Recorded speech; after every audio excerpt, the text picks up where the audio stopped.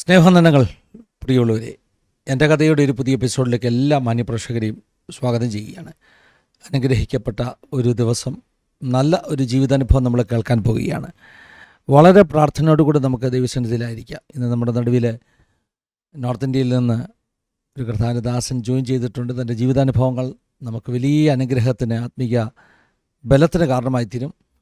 അതുകൊണ്ട് തന്നെ ഞാൻ വിശ്വസിക്കുകയാണ് ഇന്നത്തെ ശുശ്രൂഷ നമുക്കെല്ലാം വലിയ ബ്ലെസ്സിങ്ങിന് കാരണമായി തീരാൻ പോവുകയാണ്. ഒന്നിച്ചൊന്ന് പ്രാർത്ഥിക്കാം. ശുശ്രൂഷയുടെ അനുഗ്രഹത്തിന് വേണ്ടി നമുക്ക് ചേർന്നൊന്ന് പ്രാർത്ഥിക്കാം. പരിശുദ്ധ പിതാവേ, അനുഗ്രഹീതമാകുന്ന ഈ നല്ല സമയത്തിനായി ഞങ്ങൾ അങ്ങേ സ്തുതിക്കുന്നു. തിരുസന്നിധിയിലേക്ക് ഞങ്ങൾ ഒന്നിച്ച് കടന്നു വരുന്നു. കർത്താവേ, ഞങ്ങളുടെ കുറവശങ്ങളെ ക്ഷമിച്ച് ദൈവമഹത്വം ഞങ്ങളിലൂടെ വെളിപ്പെടണം. പ്രത്യേകമായി ഞങ്ങളുടെ നടുവിലേക്ക് അയച്ചിരിക്കുന്ന അവിടുത്തെ ശ്രേഷ്ഠദാസനായി ഞങ്ങൾ അങ്ങേ സ്തുതിക്കുന്നു. കർത്താവേ, തൻ്റെ ജീവിതാനുഭവങ്ങൾ ഞങ്ങൾക്ക് വലിയ ആത്മീക ബലത്തിന് കാരണമായി തീരണം. കർത്താവെ, മുറ്റുമായി ഞങ്ങളെ സമർപ്പിക്കുകയാണ്. ലോകത്തിൻ്റെ വിവിധ ഭാഗത്തുനിന്ന് ഈ വീഡിയോ കാണുന്ന ഓരോ നിൻ്റെ മക്കളെ നീ അനുഗ്രഹിക്കണം. വൻ കാര്യങ്ങളെ നീ ചെയ്യാൻ പോകുന്നത് കൊണ്ട് സ്തോത്രം. പ്രാർത്ഥിച്ചാരംഭിക്കുന്ന ഈ സമയം മുതൽ ഞങ്ങളുടെ ആശീർവാദ പ്രാർത്ഥന വരെ പ്രത്യേക അവിടുത്തെ സാന്നിധ്യം ഉണ്ടാകണം. അനുഗ്രഹിച്ചാട്ടപ്പ. അങ്ങനെ സംഭവിച്ചിരിക്കാൻ സ്തോത്രം. സകലമാനവും സകല മഹത്വത്തോടത്തെ കർപ്പിക്കുന്നു. യേശു മൂലം ഞങ്ങൾ താഴ്മയായി ചോദിക്കുന്നു, കേൾക്കുമാറാകണമേ. ആമേൻ, ആമേൻ, ആമേൻ. ഞാൻ ആരംഭത്തിൽ ഓർപ്പിച്ചതുപോലെ നോർത്ത് ഇന്ത്യയിൽ നിന്ന്, ഡൽഹിയിൽ നിന്ന് കർത്താനദാസനും പാസ്റ്റർ അനിയൻ ശാമുവേലാണ് നമ്മളോടൊപ്പം ഇന്നത്തെ എൻ്റെ കഥയുടെ സെഷനിൽ ജോയിൻ ചെയ്തിരിക്കുന്നത്. വളരെ സ്നേഹത്തോടുകൂടെ ആദരവോടുകൂടെ പ്രിയ കർത്താനദാസനെ നമ്മുടെ ഈ സെഷനിലേക്ക് സ്വാഗതം ചെയ്യുകയാണ്. Welcome pastor. Praise lord. ഡൽഹിയിലാണല്ലേ പാസ്റ്ററെ? അതെ, ഡൽഹിയിലാണ്. എനിക്കൊന്നും ഡൽഹിയിലെ തണുപ്പിന് കുറവായിട്ടില്ലെന്നൊക്കെയാണ് കഴിഞ്ഞ ദിവസം എന്നോട് ആരോ പറഞ്ഞത്. ഈ പ്രാവശ്യം ഭയങ്കര തണുപ്പായിരുന്നു. ഇപ്പോഴും അവിടെ ഇരിക്കുമ്പോഴും നല്ല തണുപ്പ് ഫീൽ ചെയ്യുന്നുണ്ട്. അതെ അതെ. പക്ഷെ ഇനിയിപ്പോൾ അടുത്ത ആഴ്ചയൊക്കെ ആകുമ്പം കുറേ ഇതാവും, നോർമലാവും. ദൈവത്തിൻ്റെ സ്തോത്രം. ഈ വർഷം പലയിടത്തും ഒരു എക്സ്ട്രീം ക്ലൈമറ്റ് ആയിരുന്നു. അതെ, തീർച്ചയായിട്ടും ഓരോ മാറ്റങ്ങൾ നമ്മുടെ പ്രകൃതിക്ക് ഉണ്ടാകുന്നത്. പാസ്റ്റർ ഡൽഹി തന്നെ ആയിരുന്നോ ഇത്രയും നാളെ? നോർത്ത് ഇന്ത്യയിലൊക്കെ ആയിരുന്നത് ഡൽഹി തന്നെ ആയിരുന്നോ? ഡൽഹിയിൽ ഞങ്ങൾ 97 മുതലാണ് ഉള്ളത്. 97 മുതൽ 1997 മുതൽ ഡൽഹിയിലാണ്. എനിക്ക് തോന്നുന്നു വടക്കേന്ത്യയിലായിട്ട് ഒരു 40 വർഷത്തിൽ കൂടുതലായി അല്ലേ? ഇത് 40 വർഷമാണ്. ഇത് ഈ ഫെബ്രുവരി മാസം 22 ആകുമ്പോൾ 40 വർഷം പൂർത്തിയാകും. ശരി. അപ്പോൾ നല്ല സമയത്താണ് നമ്മുടെ റെക്കോർഡിങ് നടക്കുന്ന ഒരു വളരെ ഫാസ്റ്റ് വിളിച്ചപ്പോഴും ഞാൻ അതിങ്ങനെ ഓർത്തു. അതൊരു നല്ല സമയം തന്നെയാണ് തീർച്ചയായിട്ടും. 40 വർഷങ്ങൾ എന്ന് പറഞ്ഞാൽ 4 പതിറ്റാണ്ട്. ദൈവത്തിൻ്റെ സ്തോത്രം. വളരെ നന്ദിയോടെ ആ കാര്യങ്ങളെ സ്മരിക്കുകയാണ്. അപ്പോൾ നമുക്ക് ഇത്രയും കാര്യങ്ങൾ നമ്മളൊന്ന് പറഞ്ഞെങ്കിലും നാട്ടിലെവിടെയാ കുടുംബ പശ്ചാത്തലം, മാതാപിതാക്കൾ, ഇങ്ങനെയുള്ള പശ്ചാത്തലമൊക്കെ ഒന്ന് പറയുകയാണെങ്കിൽ നമ്മുടെ പ്രേക്ഷകർക്ക് അത് അനുഗ്രഹമാകുമെന്ന് പരിചയപ്പെടാൻ വേണ്ടി അത് സന്തോഷമാകും. എൻ്റെ സ്വന്തം സ്ഥലം പത്തനംതിട്ട ഡിസ്ട്രിക്റ്റിലെ അടൂരിനടുത്ത് ഏനാത്തിനടുന്ന സ്ഥലമുണ്ട്. ഏനാത്തിനടുത്ത് കൈതപ്പറമ്പ് എന്ന് പറയും. ഞങ്ങളുടെ പ്രോപ്പർ ഗ്രാമം കൈതപ്പറമ്പാണ്. അപ്പോൾ അവിടെ ഞാനൊരു പെന്തക്കോസ്ത് കുടുംബത്തിലാണ് ജനിച്ചു വളർന്നത്. എൻ്റെ അപ്പച്ചനും അമ്മയും ദീർഘമായ വർഷങ്ങൾ അവർ കർത്താവിൻ്റെ വേലിലായിരുന്നു. അവർ ഭൗതികമായിട്ടുള്ള അവർ അന്നത്തെ കാലത്തുള്ള ജോലികളൊക്കെ ചെയ്ത് അതിൽ നിന്ന് ലഭിക്കുന്ന തുച്ഛമായ വരുമാനം കൊണ്ട് കർത്താവിൻ്റെ വേല ചെയ്തു വന്ന ഒരു കുടുംബമാണ്. ഞങ്ങൾ 6 സഹോദരങ്ങളാണുള്ളത്. 2 പെൺകുട്ടികളും എൻ്റെ മൂത്തവരാണ് 2 പേരും. ശേഷം ഞങ്ങൾ 4 ആൺകുട്ടികളുമാണ്. എല്ലാവരും വിവാഹിതരാണ്. എല്ലാവരും അവിടെ കുഞ്ഞുങ്ങളൊക്കെ ആയി, കൊച്ചുമക്കളൊക്കെ ആയവരുണ്ട്. മൂത്ത സഹോദരിമാരൊക്കെ വിവാഹം കഴിച്ച അവിടെ കൊച്ചുമക്കളൊക്കെ ഉണ്ട്. പിന്നെ ഞാൻ വിവാഹിതനാണ്. എൻ്റെ വൈഫ് ലിസി. ഞങ്ങൾക്ക് ഒരു മോളെ വിവാഹം കഴിച്ചു. മോളുടെ ഹസ്ബൻഡിൻ്റെ പേര് ജാക്സൺ, മോളുടെ പേര് ബെൻസി. മോൾക്ക് 2 കുഞ്ഞുങ്ങളുണ്ട്, ഫാവിയയും ഫിൽബർട്ടും. അവർ രണ്ടുപേരും സുവിശേഷ വേളയിൽ നല്ല സജീവമാണ്. അപ്പോൾ തന്നെ പ്രൊഫഷണലായിട്ട് അവർ രണ്ടുപേരും നേഴ്സസാണ്. അങ്ങനെ അവരായിരിക്കുന്നു. ഇതൊക്കെയാണ് ഒരു പശ്ചാത്തലം എന്ന് പറയുന്നത്. അതെ അതെ. പിന്നെ യഥാർത്ഥത്തിൽ ഞങ്ങളൊരു സുവിശേഷ കുടുംബ പശ്ചാത്തലമാണ്. അപ്പച്ചനും അമ്മയും സുവിശേഷരായിരുന്നുകൊണ്ട് തന്നെ ഞങ്ങൾ കുഞ്ഞുങ്ങൾ വളരെ ചെറുപ്പം മുതലേ ആ ഒരു ലൈനിലാണ് മുൻപോട്ട് വന്നത്. പിന്നെ എൻ്റെ അനിയന്മാർ 2 പേരും പാസ്റ്റേഴ്സാണ്. ഒരാൾ ജോസ് സാമുവേൽ എന്ന് പറയും, വേറെ ആൾ ബിജു സാമുവേൽ എന്ന് പറയും. ബിജു സാമുവേൽ ഒരു ഗായകനാണ്. നല്ല അനുഗ്രഹിക്കപ്പെട്ട നിലയിൽ അദ്ദേഹത്തെ ദൈവം ഉപയോഗിക്കുന്നു. എൻ്റെ നേരെയുള്ള ആൾ ജോസ് സാമുവേൽ എന്ന് പറയും. ജ്യേഷ്ഠൻ മറ്റു ജോലിയുമായിട്ട് ബന്ധത്തിലാണ്. ഞാൻ ചോദിക്കാൻ തുടങ്ങുകയായിരുന്നു, കാരണം എനിക്ക് പാസ്റ്ററുടെ മുഖം കണ്ടപ്പോൾ ഒരു പരിചയം പോലെ എനിക്ക് തോന്നി. അപ്പോൾ നാട്ടിൽ ദേവദാസന്മാരാരെങ്കിലും സഹോദരന്മാരുണ്ടോ എന്ന് ചോദിക്കാൻ എൻ്റെ മനസ്സ് പറഞ്ഞു. ഒരു പക്ഷേ ഈ ബിജു പാസ്റ്ററൊക്കെ കണ്ടിട്ടുള്ള ഒരു പരിചയമാകാം അല്ലേ? ഞങ്ങൾ ആക്ച്വലി സഹോദരന്മാരെ ആരെ കണ്ടാലും എപ്പോഴും ആൾക്കാർ പറയും ഞങ്ങൾ അങ്ങോട്ടും ഇങ്ങോട്ടും ആ ഒരു സെയിം മുഖ ഷേപ്പ് ഉണ്ട്. പിന്നെ ബിജു ഒത്തിരി സ്റ്റേജുകളിൽ എല്ലാവർക്കും ഒരുപാട് പേർക്ക് അറിയാം. അതുകൊണ്ട് തന്നെ ഞാൻ പല സ്ഥലങ്ങളിൽ ചെല്ലുമ്പോഴത്തേക്കും ആൾക്കാർ പറയും ബിജു സാമുവേലിൻ്റെ ജ്യേഷ്ഠനാണോ എന്ന് ചോദിക്കാറുണ്ട്. ബിജു പാസ്റ്റർ പാടിക്കൊണ്ടിരിക്കുന്നതൊക്കെ എങ്ങനെയാണ്?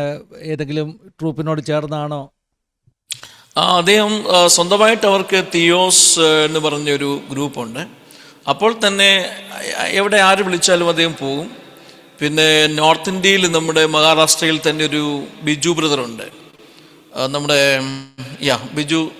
ബിജു അദ്ദേഹത്തിൻ്റെ മീറ്റിങ്ങിന് ഇദ്ദേഹമാണ് മെയിനായിട്ട് പാട്ട് പാടാൻ വേണ്ടി വരുന്നത് അവിടെ മിക്കവാറും. അപ്പോൾ അവർ മഹാരാഷ്ട്രയിലുള്ള പല സ്ഥലങ്ങളിൽ യാത്ര ചെയ്യുകയൊക്കെ ചെയ്യാറുണ്ട്. അപ്പോൾ അങ്ങനെ എവിടെ വിളിച്ചാലും പോകും. അപ്പോൾ തന്നെ ബിജു സാമുവേലും ഇപ്പം മോള് സുബിയ എന്ന് പറയും, അവളും നല്ലപോലെ പാട്ടൊക്കെ പാടുന്ന നല്ലൊരു കുഞ്ഞാണ്.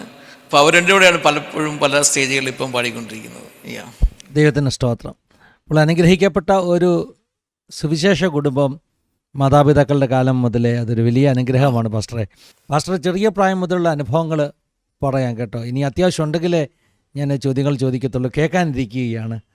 എന്തെങ്കിലും എനിക്കങ്ങനെ അത്യാവശ്യമുള്ളത് ഇടയ്ക്ക് ചിന്ത വരികയാണെങ്കിൽ ഞാൻ ചോദിക്കാം. പാസ്റ്റർക്ക് കണ്ടിന്യൂ ചെയ്യാം. Okay, thank you pastor. ആദ്യം തന്നെ പാസ്റ്ററോട് നന്ദി അറിയിക്കുന്നു. ഇങ്ങനെ എന്നെ വിളിക്കുകയും സാക്ഷ്യം പറയാനുള്ള അവസരങ്ങൾ ഒരുക്കുകയും ചെയ്തു. ഇതൊക്കെ ഒരു പുതിയ അനുഭവങ്ങളാണ്. ഇങ്ങനെ വളരെ ചുരുക്കം ആളുകൾ മാത്രമാണ് ഞങ്ങളെയൊക്കെ വിളിക്കാറുള്ളത്, അറിയാറുള്ളത്. അപ്പോൾ പാസ്റ്റർ അങ്ങനെ വിളിച്ചതിൽ വളരെ സന്തോഷം. പിന്നെ എൻ്റെ അനുഭവങ്ങൾ ഞാനിപ്പോൾ ഇങ്ങനെ പാസ്റ്റർ പറഞ്ഞു ഓർക്കുകയായിരുന്നു, ഞാൻ എവിടെ തുടങ്ങണം എവിടെ അവസാനിപ്പിക്കണം. അത്രമാത്രമുള്ള ഒത്തിരി അനുഭവങ്ങൾ ജീവിതത്തിലുണ്ട്. അപ്പോൾ അതെല്ലാം ഈ ചെറിയൊരു സമയത്തുള്ള നമുക്ക് പറയാനുള്ള ബുദ്ധിമുട്ടുണ്ട്. എന്നാലും ഒരു ഷോർട്ടായിട്ട് ചില കാര്യങ്ങൾ പറഞ്ഞ് വാക്കുകളെ അവസാനിപ്പിച്ച് പ്രാർത്ഥിക്കാം. എൻ്റെ പേര് പറഞ്ഞ പോലെ അനിയൻ സാമുവേൽ എന്നാണ്. എൻ്റെ ചെറുപ്രായം മുതൽ തന്നെയുള്ള ഒരു ആഗ്രഹമായിരുന്നു വളർന്നു വരുമ്പോൾ ഒരു മിഷണറി ആകണം, ഒരു പാസ്റ്റർ ആകണം. അന്ന് ഉപദേശി എന്നാണ് പറയുന്നത്, കാരണം വർഷങ്ങൾക്ക് മുമ്പ് നമ്മുടെ നാട്ടിൽ ഉപദേശി എന്നാണ് ആൾക്കാർ വിളിക്കുന്നത്. അപ്പം അങ്ങനെ ഒരു ഉപദേശി ആകണം എന്നുള്ള ആ ഒരു വലിയ ആഗ്രഹത്തോടെയാണ് എൻ്റെ ചെറുപ്പം മുതലേ ഞാൻ വളർന്നു വന്നത്. അപ്പോൾ സ്കൂളിലൊക്കെ പഠിക്കുമ്പോൾ അധ്യാപകർ ചോദിക്കും നിനക്ക് എന്താകണമെന്നാണ് ആഗ്രഹിക്കുന്നത്. അപ്പം ഞാനിങ്ങനെ പറയും എനിക്കൊരു ഉപദേശിയാകണമെന്ന് പറയും. അപ്പോൾ അങ്ങനെ ചെറുപ്പം മുതലേ ആ ഒരു ആഗ്രഹത്തിൽ ആ ഒരു വലിയ ആ ഒരു ആഗ്രഹത്തിൽ തന്നെയാണ് വളർന്നു വന്നത്. അപ്പം എൻ്റെ 10ാം ക്ലാസ് പഠനം കഴിഞ്ഞ സമയത്ത് എക്സാമൊക്കെ കഴിഞ്ഞപ്പോൾ തന്നെ ഞാൻ എൻ്റെ അപ്പച്ചനോട് പറഞ്ഞു, അപ്പച്ചൻ എനിക്ക് ബൈബിൾ കോളേജിൽ പോകണം, പഠിക്കാൻ പോകണമെന്ന് പറഞ്ഞു. അങ്ങനെ ഞാൻ 10ാം ക്ലാസ് പഠനം പരീക്ഷ കഴിഞ്ഞപ്പോൾ തന്നെ ആദ്യമായിട്ടൊരു ബൈബിൾ സ്കൂളിലേക്ക് കടന്നുപോയി. അങ്ങനെ ഒരു വർഷം ഒരു ബൈബിൾ സ്കൂളിൽ അവിടെ പഠിച്ചു. അതിനുശേഷം കോട്ടയത്തുള്ള ടാബർനാക്കിൾ ബൈബിൾ കോളേജിലേക്ക് എൻ്റെ തുടർ പഠനത്തിന് വേണ്ടി കടന്നുപോയി. അങ്ങനെ 1986 ഫെബ്രുവരി മാസം ലാസ്റ്റിൽ എൻ്റെ പഠനങ്ങളെല്ലാം പൂർത്തീകരിച്ചു. ഞാൻ ഒരു വർഷം, അതായത് ഞാൻ എൻ്റെ 2ാം വർഷ വിദ്യാർത്ഥിയായിട്ട് ഞാൻ പഠിച്ചുകൊണ്ടിരിക്കുന്ന സമയത്ത് തന്നെ എനിക്ക് നോർത്ത് ഇന്ത്യയിലെ മിഷണറി ആയിട്ട് പോകണമെന്ന് വലിയ ആഗ്രഹം ഉണ്ടായി. അങ്ങനെ അതിനുവേണ്ടി സമർപ്പിച്ചു, പ്രാർത്ഥിക്കുകയും ദൈവം എനിക്ക് നമ്മുടെ സാവകാശങ്ങൾ ഒരുക്കി. അങ്ങനെ ഞാൻ എൻ്റെ പഠനകാലത്ത് തന്നെ എടുത്തൊരു തീരുമാനം നിമിത്തമായിട്ട് നോർത്ത് ഇന്ത്യയിലേക്ക് കടന്നു വന്നു. പക്ഷെ ഞാൻ ഈ 1ാം വർഷ വിദ്യാർത്ഥിയായിട്ട് പഠിച്ചുകൊണ്ടിരിക്കുമ്പോൾ തന്നെ എൻ്റെ പിതാവ് ഈ ലോകത്തിൽ നിന്നും മാറ്റപ്പെട്ടു. അദ്ദേഹത്തിൻ്റെ മരണം യഥാർത്ഥത്തിൽ ഞങ്ങളുടെ ജീവിതത്തിൽ വലിയൊരു ആഘാതം തന്നെ സൃഷ്ടിച്ചു. അന്നേരം എൻ്റെ അമ്മ വളരെ ചെറുപ്പമാണ് ആ സമയത്ത്. അപ്പോൾ തന്നെ എനിക്ക് ഇളയ 2 സഹോദരന്മാർ, ബിജുവിന് അന്ന് കേവലം 2 വയസ്സ് മാത്രമേ പ്രായമുള്ളൂ. എൻ്റെ നേരെ ഇളയ ആൾ 7 വയസ്സ് പ്രായം. അങ്ങനെ ഞങ്ങൾ കുഞ്ഞുങ്ങളെല്ലാവരും ചെറുതായതുകൊണ്ട് തന്നെ അമ്മയ്ക്ക് ഒത്തിരി ബുദ്ധിമുട്ടുകൾ, എല്ലാ നിലയിലും പല നിലയിലുള്ള പ്രയാസങ്ങളൊക്കെ ഉണ്ടായി. എങ്കിലും ദൈവം വളരെ അനുഗ്രഹമായ നിലയിൽ ഞങ്ങളുടെ കുടുംബത്തെ ദൈവം സംരക്ഷിച്ചു. അമ്മ അപ്പച്ചൻ ചെയ്തു വന്ന അതേ ശുശ്രൂഷകൾ തന്നെ, അതായത് പരസ്യങ്ങൾക്ക് പോയി പ്രസംഗിക്കുക, പരസ്യങ്ങൾ കണ്ടക്ട് ചെയ്യുക. അത് അമ്മ മരിക്കുന്നതിന് കുറച്ച് 2 വർഷം മുമ്പ് വരെയും അങ്ങനെ തന്നെ തുടർന്നുകൊണ്ടേയിരുന്നു. ഞങ്ങളുടെ അടൂര്, പത്തനംതിട്ട ജില്ലയിലുള്ള, കൊല്ലം ജില്ലയിലുള്ള പല ഭാഗങ്ങളിൽ എൻ്റെ മാതാവും മറ്റ് ചില സഹോദരിമാരൊക്കെ ഒന്നിച്ച് ചേർന്ന് പോയി അവരെ പരസ്യങ്ങൾ നടത്തുന്ന ഒരു പ്രത്യേക ശുശ്രൂഷ അവർ ചെയ്തു വന്നു. അപ്പം അങ്ങനെ അവസാനം വരെ അമ്മ ആ ഒരു ശുശ്രൂഷയിൽ മുന്നോട്ട് പോയി. അപ്പോഴൊക്കെ അമ്മ ആഗ്രഹിച്ചൊരു വിഷയം, ഞങ്ങളെ മക്കളെല്ലാവരും തന്നെ ശുശ്രൂഷയിൽ മുൻപോട്ട് വരണം, ആത്മീയത്തിൽ മുൻപന്തിയിലാകണം, നല്ല സുവിശേഷകന്മാരായിട്ട് തീരണം എന്നുള്ള ആഗ്രഹത്തിൽ അമ്മ പ്രാർത്ഥിക്കുകയും ഞങ്ങളെ അതിനുവേണ്ടി പ്രോത്സാഹിപ്പിക്കുകയൊക്കെ ചെയ്തുകൊണ്ടേയിരുന്നു. അപ്പോൾ അങ്ങനെ ഞാൻ എൻ്റെ 2ാം വർഷ വിദ്യാർത്ഥിയായി ഞാൻ പഠിക്കുന്ന സമയത്താണ് കർത്താവ് എനിക്ക് തരുന്ന ഒരു പ്രത്യേകമായ ദർശനം നോർത്ത് ഇന്ത്യക്ക് വരാൻ വേണ്ടി. അങ്ങനെ പഠനം പൂർത്തീകരിച്ച ഉടനെ തന്നെ ആ സമയത്ത് തന്നെ ഞാൻ ഗുഡ് ന്യൂസിൽ വാർത്ത കണ്ടു. വടക്കേ ഇന്ത്യയിലെ പ്രവർത്തനത്തിനുള്ള സാഹചര്യമുണ്ട്, മിഷണറി പ്രവർത്തനങ്ങൾക്ക് വേണ്ടി ആൾക്കാരെ ആവശ്യമുണ്ടെന്ന് പറഞ്ഞു. അങ്ങനെ ഞാൻ നോക്കിയപ്പം പാസ്റ്റർ മാമൻ ജോസഫ് എന്ന് പറഞ്ഞ ഒരാളുടെ ഒരു അഡ്രസ്സ് കാണുകയാണ്. പെനിയൽ ഗോസ്ബൽ ടീം എന്ന് പറയും. അപ്പം ഈ ടീമുമായിട്ട് ഞാൻ അന്ന് കത്തിടപാട് നടത്തി. നമുക്ക് മൊബൈലോ കാര്യങ്ങളോ ഒന്നുമില്ലല്ലോ, ഫോൺ സംവിധാനം ഇല്ല. അപ്പം ഞാനിങ്ങനെ ഒരു കത്തെഴുതി, എനിക്ക് നോർത്ത് ഇന്ത്യയിൽ പ്രവർത്തിക്കാൻ താല്പര്യമാണ്. അങ്ങനെ ഞാൻ അദ്ദേഹത്തിന് കത്തെഴുതിയ സമയത്ത് അദ്ദേഹം വളരെ ആഗ്രഹത്തോടെ, വളരെ സ്നേഹത്തോടെ എന്നെ ക്ഷണിച്ചു, വരാൻ പറഞ്ഞു. അങ്ങനെ ഞാൻ 1986 ഫെബ്രുവരി മാസം 22-ാം തീയതി നാട്ടിൽ നിന്ന് സിരുകുടിയിലേക്ക് എത്തി. തുടർന്ന് ഒരു 4 വർഷങ്ങൾ ഞാൻ അവിടെ പ്രവർത്തിച്ചു. അതിൻ്റെ ചെറിയ പ്രായം കൂടെ ആയിരുന്നു, 19 വയസ്സ് മാത്രമേ അന്ന് പ്രായമുള്ളൂ. അപ്പോൾ അതുകൊണ്ട് ഭയങ്കര ശക്തമായ നിലയിൽ വളരെ നല്ല ആഗ്രഹത്തോടെ, നല്ല സമർപ്പണത്തോടു കൂടെ ആ ദേശങ്ങളിൽ പ്രവർത്തിപ്പാൻ ദൈവം എനിക്ക് അവസരമൊരുക്കി. അന്ന് ഞങ്ങൾ ഭൂട്ടാൻ, സിക്കിം, അതുപോലെ ബംഗ്ലാദേശിൻ്റെ ബോർഡർ ഭാഗങ്ങൾ, നേപ്പാളിൻ്റെ ഉൾഗ്രാമങ്ങൾ വരെയും കടന്നു പോകുവാനും സുവിശേഷം അറിയിക്കുവാനും ഒക്കെ ദൈവം സഹായിച്ചു. അവിടെ നിന്ന് 1998 ഞാൻ വിവാഹിതനായി. അങ്ങനെ 88 ഞാൻ വിവാഹിതനാകുന്നു. 88 കഴിഞ്ഞതിന് ശേഷം ഞാൻ ആ സമയം കുറച്ച് നാളത്തേക്ക് ഹരിയാന ഗ്രേസ് ബൈബിൾ കോളേജിലേക്ക് കടന്നുപോയി. അവിടെ നിന്ന് 99 തിരിച്ച് ഞാൻ വെസ്റ്റ് ബംഗാളിൽ വന്നു. വൈഫിനെയും കൂടെ കൂട്ടി ഞങ്ങൾ തുടർന്ന് പിന്നെയും 1 വർഷം കൂടെ വെസ്റ്റ് ബംഗാളിൽ പ്രവർത്തിച്ചു. 1990 വൈഫ് അവിടെ വെച്ച് പ്രഗ്നൻ്റ് ആകുന്നു. ഡെലിവറിയോടുള്ള ബന്ധത്തിൽ ഞങ്ങൾ നാട്ടിലേക്ക് വന്നു. എന്നാൽ പിന്നെ ചില സാങ്കേതിക കാരണങ്ങളാൽ തിരിച്ച് വെസ്റ്റ് ബംഗാളിലേക്ക് പോകുവാൻ എനിക്ക് അവസരം ഉണ്ടായില്ല. ഞാൻ അങ്ങനെ എൻ്റെ ഒരു സ്നേഹിതനോട് കൂടെ രാജസ്ഥാനിലേക്ക് കടന്നുപോയി. അങ്ങനെ ഒരു 7 വർഷങ്ങൾ ഞങ്ങൾ രാജസ്ഥാനിൽ പ്രവർത്തിപ്പാൻ കർത്താവ് സഹായിച്ചു. യഥാർത്ഥത്തിൽ ഞങ്ങളുടെ ശുശ്രൂഷയുടെ ഒരു ട്രെയിനിങ് പീരീഡ് എന്ന് പറയാം രാജസ്ഥാനിൽ. അപ്പോൾ അങ്ങനെ രാജസ്ഥാനിൽ ഞാൻ പ്രവർത്തിക്കുന്ന സമയത്ത് നടന്ന 1-2 അനുഭവങ്ങളൊന്ന് പറഞ്ഞ് മുൻപോട്ട് കടന്നു വരാം. രാജസ്ഥാനിൽ ഞാൻ പറഞ്ഞല്ലോ, ഞങ്ങളുടെ ഒരു ശുശ്രൂഷയുടെ തന്നെ ഒരു ട്രെയിനിങ് പീരീഡാണ്. ദൈവം ഒരുപാട് കാര്യങ്ങൾ പഠിപ്പിച്ച സ്ഥലം. അതായത് ശുശ്രൂഷ എങ്ങനെയാണ്, കഷ്ടത എന്താണ്, കഷ്ടതപ്പെടുന്നത് എങ്ങനെയാണ്, അതിൻ്റെ പ്രയോജനം എന്താണ്, ഇത്യാദി കാര്യങ്ങളൊക്കെ യഥാർത്ഥത്തിൽ ഞാൻ പഠിച്ചെടുത്ത ഒരു സ്ഥലം എന്ന് പറഞ്ഞത് ഇവിടെ രാജസ്ഥാനാണ്. അപ്പോൾ ഈ രാജസ്ഥാനിലേക്ക് ഞങ്ങൾ വന്ന സമയത്ത് സാമ്പത്തികമായിട്ട് ആരുടെയും സഹായമില്ലായിരുന്നു, ആരും ഞങ്ങളെ കൈത്താങ്ങാൻ വേണ്ടി ഇല്ല. അങ്ങനെ തികച്ചും ഒരു ഒറ്റപ്പെട്ട അവസ്ഥയായിരുന്നു അവിടെ ഉണ്ടായിരുന്നത്. അപ്പം ഞങ്ങൾക്ക് മോളുണ്ടതിന് ശേഷം മോള് 7 മാസം പ്രായമുള്ളപ്പോഴാണ് ഞാൻ അവളെ രാജസ്ഥാനിലേക്ക് കൊണ്ടുവരുന്നത്. വൈഫിനെയും കുഞ്ഞിനെയും കൂടെ രാജസ്ഥാനിലേക്ക് കൊണ്ടുവന്നു. കുഞ്ഞിന് അന്ന് 7 മാസം മാത്രമേ പ്രായമുള്ളൂ. അപ്പം പക്ഷേ അന്ന് ഞങ്ങളെ സഹായിക്കാനായിട്ട് ആരുമില്ല. അന്ന് പക്ഷേ ഈശുക്ക് കഹാനി എന്ന് പറഞ്ഞൊരു ചെറിയൊരു പുസ്തകം, ഒരു ഗോസ്പൽ പാക്കറ്റ് ഉണ്ട്. ആ പാക്കറ്റ് ഞങ്ങൾ വിറ്റ് അതിൽ നിന്ന് ലഭിക്കുന്ന തുച്ഛമായ വരുമാനം കൊണ്ടാണ് അതാത് ദിവസത്തെ ആഹാരത്തിനുള്ള ക്രമീകരണങ്ങളൊക്കെ ഞങ്ങൾ കണ്ടെത്തിയത്. പിന്നെ അങ്ങനെ ആയിരിക്കുമ്പോൾ തന്നെ മുൻപോട്ട് സാമ്പത്തിക സഹായങ്ങളില്ലാതെ മുന്നോട്ട് പോകുന്നതുകൊണ്ട് തന്നെ ഒരു സ്പോക്കൺ ഇംഗ്ലീഷ് ക്ലാസ് ആരംഭിക്കാനിടയായി. ചെറിയ നിലയിൽ മാത്രമേ ഇംഗ്ലീഷൊക്കെ അറിയത്തുള്ളൂ. എന്നാലും ഒരു കോൺഫിഡൻസ് ഉണ്ടായിരുന്നു ചെയ്യാൻ പറ്റുമെന്നുള്ളത്. അങ്ങനെ ഒരു ട്യൂഷൻ സെൻറ്റർ ഞങ്ങൾ ആരംഭിച്ചു. കുഞ്ഞുങ്ങളെ കുറച്ച് പേര് വന്നു, അവരെ കുറച്ച് സമയം അങ്ങനെ പഠിപ്പിക്കും. തന്നെയല്ല, ഞങ്ങളുടെ മിഷണറി പ്രവർത്തനത്തിൽ ഞങ്ങൾ കൂടുതൽ സ്ഥലങ്ങളിൽ, ഗ്രാമങ്ങളിൽ, ചേരി പ്രദേശങ്ങളിലൊക്കെ പോയി കുഞ്ഞുങ്ങളെ പഠിപ്പിക്കുന്ന ഒരു രീതിയായിരുന്നു അന്ന് കൂടുതലായിട്ടുണ്ടായിരുന്നത്. കാരണം അന്ന് സഭയില്ല, വിശ്വാസികൾ ആരും അങ്ങനെ ഇല്ല.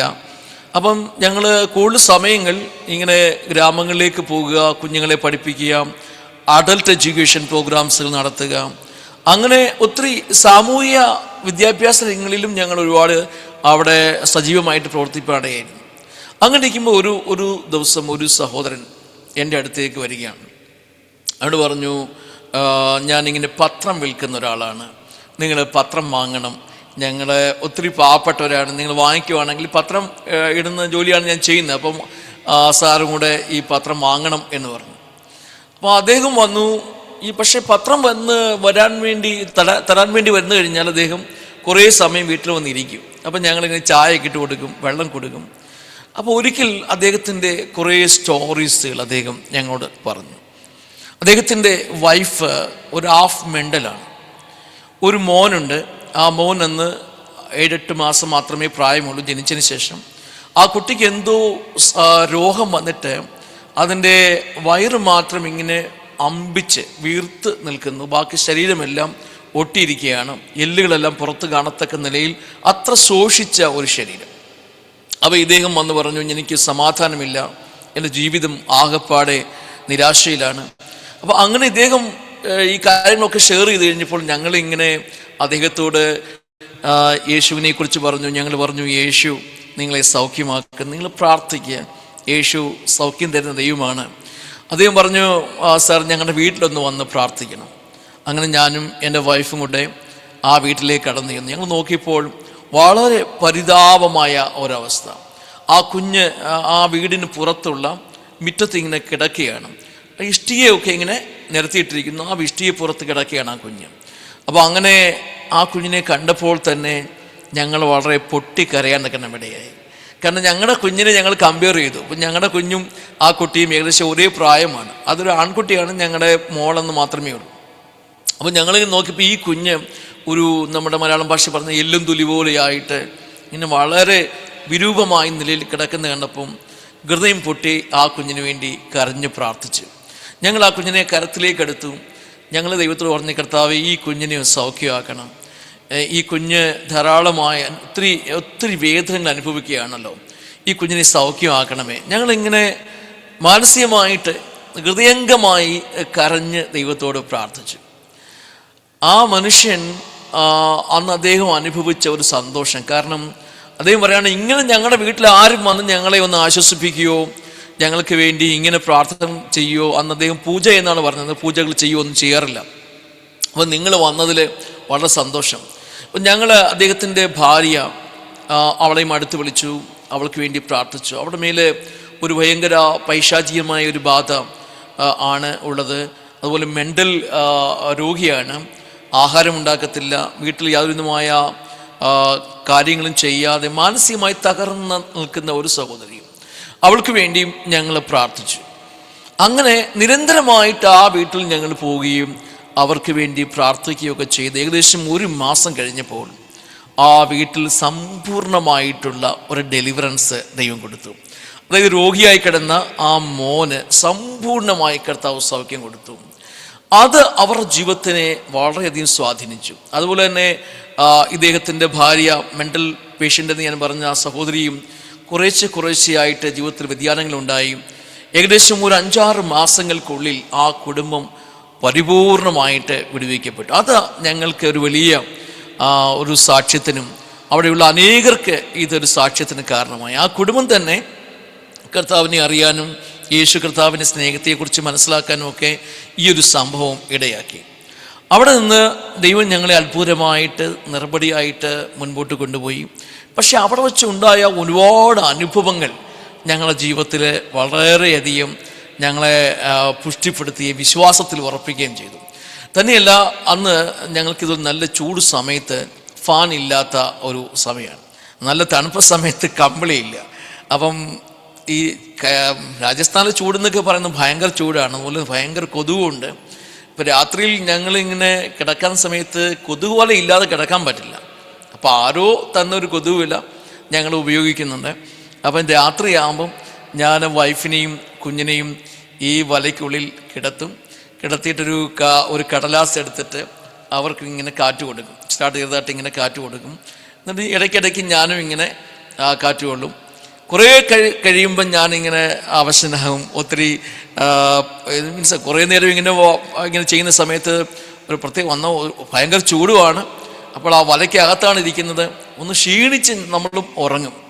അങ്ങനെ അറിയാതെ തന്നെ ഉറങ്ങിപ്പോവും. പിന്നെ അത് രാവിലെ എഴുന്നേറ്റ് രാവിലെ തന്നെ അവിടുന്ന് സൈക്കിളിനകത്ത് സാധനങ്ങളൊക്കെ കെട്ടി എടുത്ത് ആ ട്രാക്റ്റുകൾ എടുക്കുക, അതുപോലെ ആഹാര സാധനങ്ങളൊക്കെ തയ്യാർ ചെയ്തിട്ട് പിന്നെ അടുത്ത അടുത്ത സ്ഥലത്തേക്ക് ഇങ്ങനെ പോവുകയാണ്. അങ്ങനെയാണ് ആ ദിവസങ്ങളുണ്ടായിരുന്ന അനുഭവങ്ങളൊക്കെ.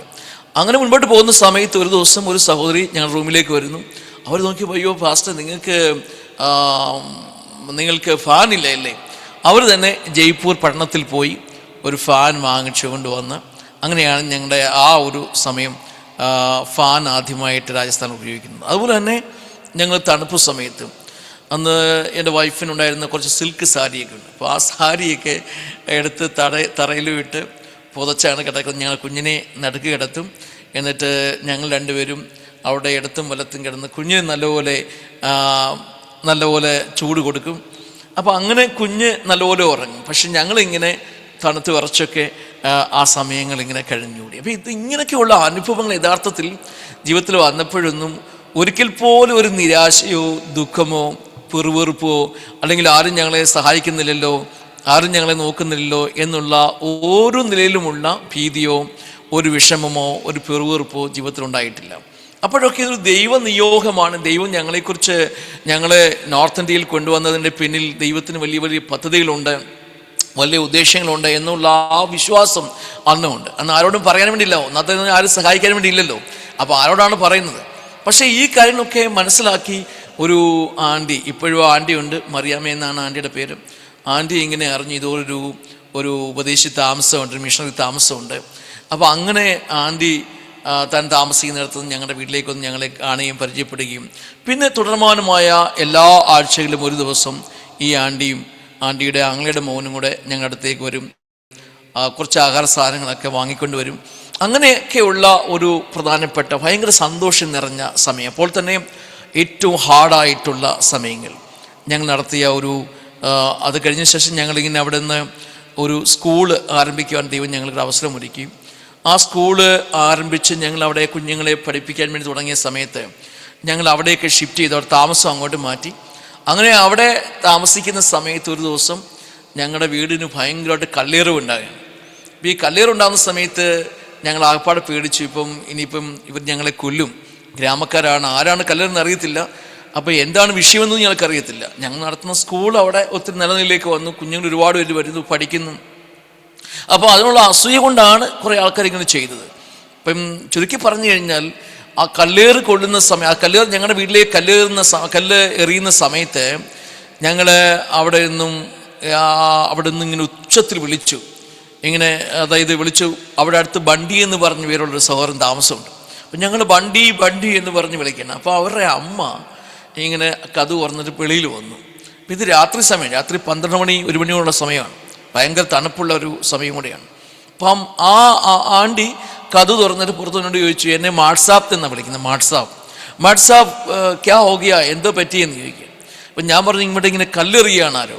അപ്പോൾ അവർ പറഞ്ഞു, ഇല്ല സാർ ഉറങ്ങിക്കോ, ഇത് ഭൂതമാണ് കല്ലെറിയുന്നത് എന്ന് നിങ്ങൾക്ക് അങ്ങനെ തോന്നുകയാണ്, കാരണം നിങ്ങൾ താമസിക്കുന്ന വീട്ടിൽ ഭൂതം താമസമുണ്ട്, അപ്പം അതുകൊണ്ട് നിങ്ങൾക്ക് കുഴപ്പമൊന്നുമില്ല, നിങ്ങൾ ഉറങ്ങിക്കോളാൻ പറഞ്ഞു.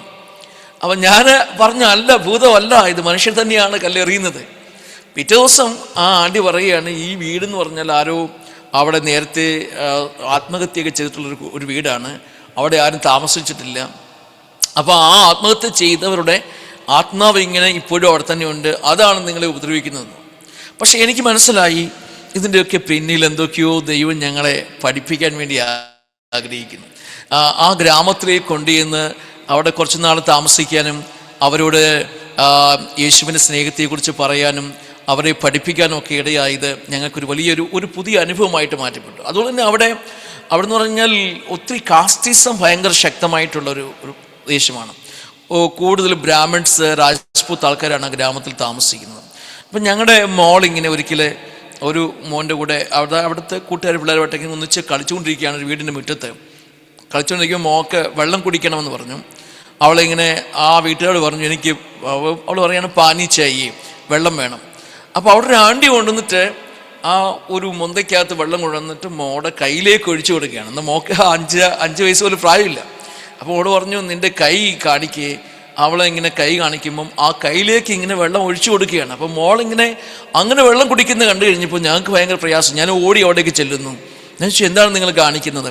അയ്യോ സാരമില്ല സാറേ, ഞങ്ങൾ ക്ലാസ് കൊടുക്കാമെന്ന് പറഞ്ഞു. പക്ഷേ ഞാൻ പറഞ്ഞു, വേണ്ട, ക്ലാസ് കൊടുക്കേണ്ട, ഞങ്ങൾ കൊടുത്തോളാം.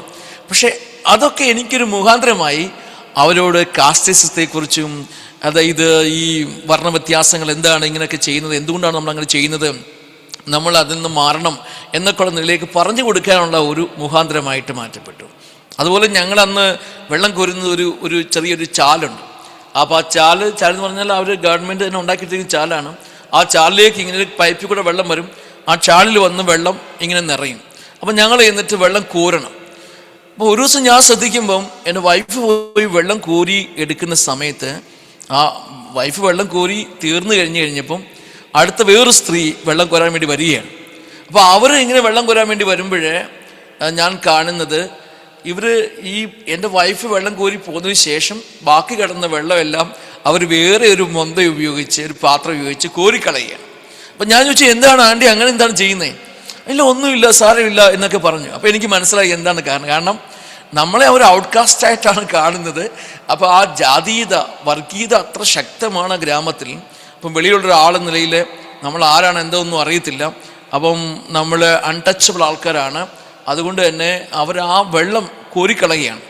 അപ്പോൾ അന്നത്തെ ആ ഒരു രീതിയിൽ ഞാൻ എന്ത് ചോദിച്ചു കഴിഞ്ഞാൽ ചെറിയ സർഫൊക്കെ എടുത്ത് കൈവച്ചു ഞാൻ പറഞ്ഞു, ആൻറ്റിജി ഈ സർഫും കൂടി അതിനകത്ത് ഇട്ടിട്ട് നല്ലപോലെ തേച്ച് കഴുകണം, കാരണം ഒരുപാട് കറ പറ്റിയിട്ടുണ്ട്, അവിടെ ഒത്തിരി പ്രശ്നമുണ്ട്. അപ്പോൾ നിങ്ങൾ നല്ലപോലെ കഴുകാന്ന് പറഞ്ഞു. ഞാൻ ഈ സർഫ് കുറച്ചെടുത്ത് അങ്ങോട്ട് കൊടുക്കാൻ വേണ്ടി തുടങ്ങി. അപ്പോൾ പറഞ്ഞു, ഇല്ലല്ലോ സാർ, ഇടല്ലേ, സർഫ് ഇടരുതെന്ന് പറഞ്ഞു. അപ്പോൾ അതും ഞാനൊരു ഓപ്പർച്യൂണിറ്റി ആയിട്ട് എടുത്തു. അന്ന് അവരോടും ഈ ജാതീയതയെക്കുറിച്ചും വർഗീയതയെക്കുറിച്ചും ഇങ്ങനെ അൺടച്ചബിലിറ്റിയെക്കുറിച്ചും ഇതിനുള്ള ദോഷം എന്താണ് എന്നതിനെക്കുറിച്ചൊക്കെ പറയാൻ തക്കനുണ്ടായി. പിന്നീടാണ് അവർക്ക് മനസ്സിലായത് ഞങ്ങൾ കേരളക്കാരാണ്, വിദ്യാഭ്യാസമുണ്ട്, ഈ കാര്യങ്ങളെക്കുറിച്ചൊക്കെ അവർ ചിന്തിക്കാൻ തുടങ്ങി. അപ്പോൾ അവർ പിന്നെയുള്ള അവരുടെ ആറ്റിറ്റ്യൂഡ്, ഞങ്ങളോടുള്ള അവരുടെ സമീപനത്തിന് വളരെ വ്യത്യാസമായി. ഞങ്ങൾ അവിടെ ആ താമസിച്ച അത്രയും കാലങ്ങൾ വളരെ നല്ല നിലയിൽ ആ ഗ്രാമക്കാരുമായിട്ടൊക്കെ ഇടപെട്ട് എല്ലാവർക്കും ഞങ്ങളെക്കുറിച്ച് ഭയങ്കര നല്ലൊരു സന്തോഷമായിട്ടാണ് ഞങ്ങൾ ആ ഗ്രാമത്തിൽ നിന്ന് പോരുന്ന സമയത്ത് പോരുവാൻ തക്കനുണ്ടായത്. ഇതുപോലെയുള്ള നൂറുകണക്കിന് അനുഭവങ്ങൾ ഞാൻ ഇനി മറ്റൊത്തിരി പീഡ അനുഭവിച്ചാണ് പറയാൻ ആഗ്രഹിക്കുന്നില്ല. കാരണം ഞാനിങ്ങനെ പലപ്പോഴും ഇങ്ങനെ ആൾക്കാരോട് സംസാരിക്കുന്ന സമയത്ത് പല ആൾക്കാരും, അയ്യോ ഇതൊക്കെ ഇങ്ങനെയൊക്കെയാണോ സുവിശേഷ വേല എന്ന് പറഞ്ഞിട്ട് ഈ സുവിശേഷ വേലയ്ക്ക് വേണ്ടി പിന്നെ പുറത്ത് വരാൻ വേണ്ടി മടിക്കുന്ന ആൾക്കാരുണ്ട്. പക്ഷെ ഞാൻ അങ്ങനെ ആരെങ്കിലും എന്നെ ശ്രദ്ധിക്കുന്നു ഞാൻ പറയാം, ഇത് ജീവിതത്തിൻ്റെ ഒരു സന്തോഷമായ അനുഭവമാണ്.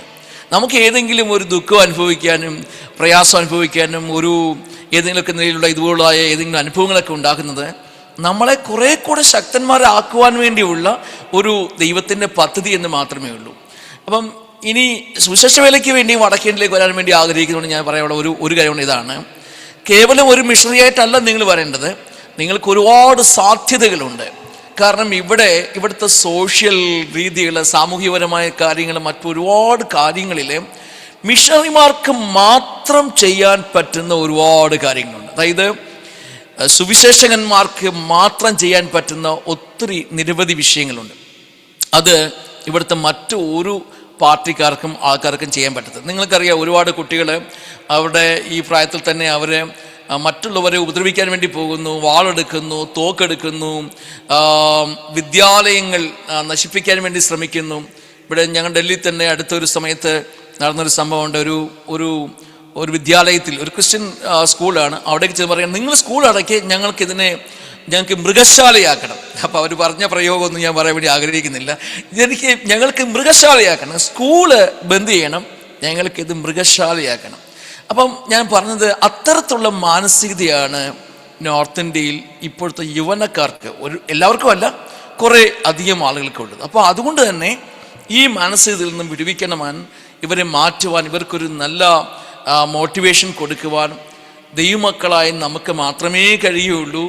അതായത് സുവിശേഷകന്മാർക്ക് മാത്രമേ ഇന്ത്യയാക്കി നിലനിർത്തുവാൻ കഴിയുള്ളൂ.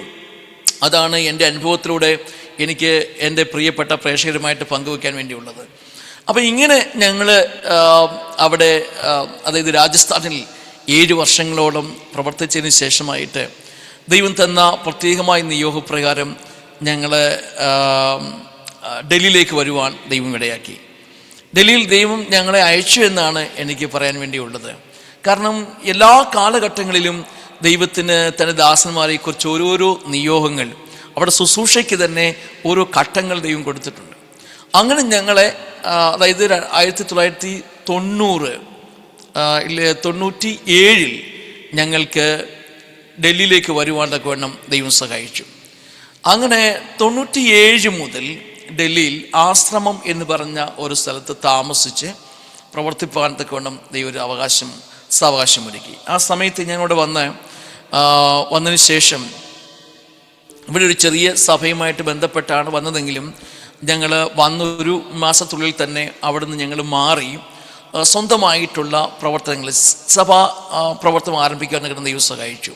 ഇതിന് സ്വന്തം എന്ന് പറഞ്ഞു കഴിഞ്ഞാൽ അങ്ങനെ ടോട്ടൽ ഇൻഡിപെൻഡൻ്റായിട്ടല്ല, ഞങ്ങൾ തന്നെ ഒരു സഭാപ്രവർത്തനം ആരംഭിക്കുവാൻ ദൈവം ഞങ്ങൾക്ക് അവസരമൊരുക്കി. കാരണം ദൈവം എന്നെ നോർത്ത് ഇന്ത്യയിലേക്ക് അയച്ചത് നോർത്ത് ഇന്ത്യൻസിൻ്റെ ഇടയിൽ പ്രവർത്തിക്കുവാൻ, നോർത്ത് ഇന്ത്യൻസിൻ്റെ ഇടയിൽ സാമൂഹ്യമായിട്ടും ആത്മീയമായിട്ടും ഒക്കെ അവർക്ക് വേണ്ട ഗൈഡൻസ് കൊടുക്കുവാനും അവരോട് യേശുവിൻ്റെ സ്നേഹം അറിയിക്കുവാൻ വേണ്ടിയാണ് അയച്ചത്.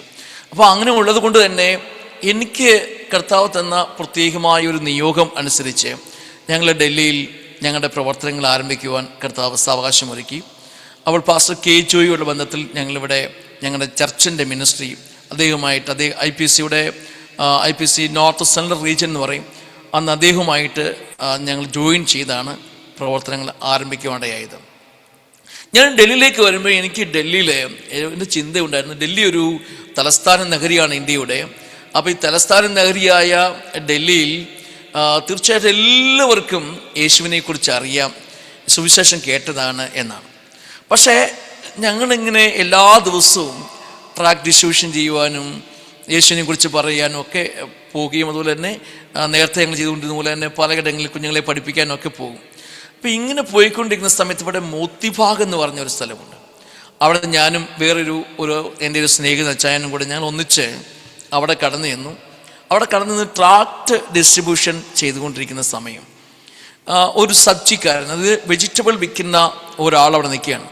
അയാളോട് ചോദിച്ചു, ഭായ് തും യീശു മസീഹ് കെ ബാരെ മേ ജാൻതേ ഹോ, നിനക്ക് യേശുവിനെ കുറിച്ച് അറിയാമോ? അപ്പോൾ അദ്ദേഹം പറയുകയാണ്, ഞാൻ ലക്നോയിൽ താമസിക്കുന്ന ആളാണ്, എനിക്ക് ഇങ്ങനെ ഒരാളിനെ അറിയത്തില്ല.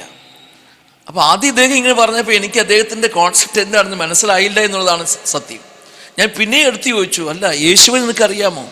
അദ്ദേഹം പിന്നെയും പറയുകയാണ്, ഭയ്യ മേ ഇതൊക്കെ രഹനെ വാല നീ, ഞാൻ ഇവിടെ താമസിക്കുന്ന ആളല്ല, ഞാൻ ലക്നോയിൽ താമസിക്കുന്ന ആളാണ്.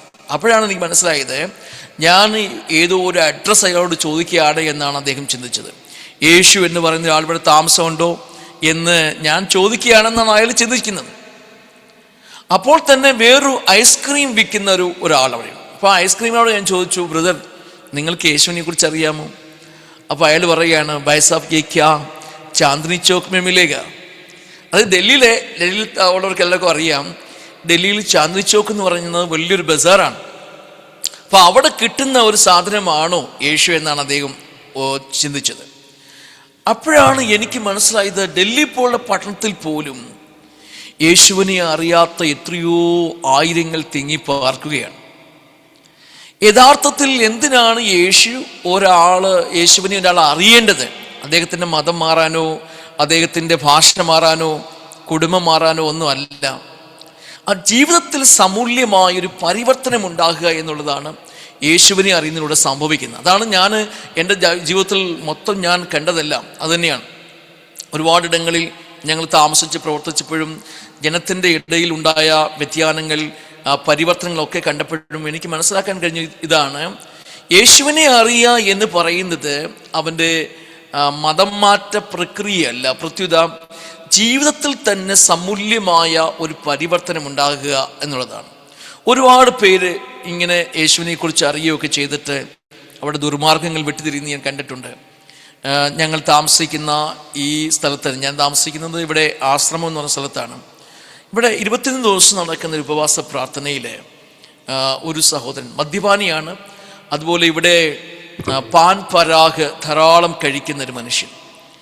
അയാളുടെ ഭാര്യ ഒരു പ്രാർത്ഥന വിഷയമായിട്ട് ഞങ്ങളുടെ ഈ ഫാസ്റ്റിംഗ് പ്രേയറിലേക്ക് വരികയാണ്.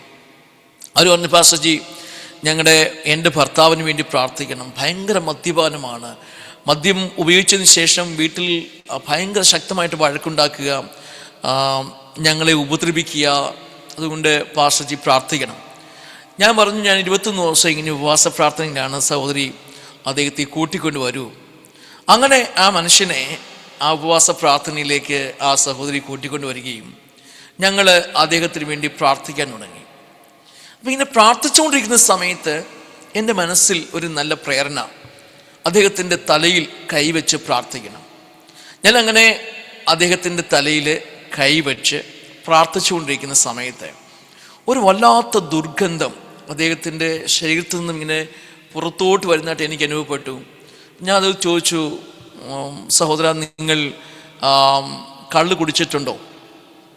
ഇല്ല സാറേ, ഞാൻ ഇന്ന് കുടിച്ചിട്ടല്ല വന്നത്. ഞാൻ ചോദിച്ചു, നിങ്ങൾ എന്തെങ്കിലും ഈ പാൻ മസാലയൊക്കെ എന്തെങ്കിലും തമ്പാക്കു എന്നിവിടെ ഞങ്ങൾ പറയും, തമ്പാക്കു വല്ലതും ഇങ്ങനെ കഴിച്ചിട്ടുണ്ടോ? അപ്പോൾ അയാൾ അദ്ദേഹത്തിൻ്റെ വായൊക്കെ തുറന്നുകൊണ്ട് പറഞ്ഞു, ഇല്ല, ഞാൻ കഴിച്ചിട്ടില്ല, ഞാൻ അതൊന്നും ഇല്ലാതെയാണ് വന്നത്, പ്രാർത്ഥിക്കാൻ വേണ്ടി വരികയാണല്ലോ, അതുകൊണ്ട് അങ്ങനെയൊന്നും ചെയ്യാതെയാണ് വന്നത്.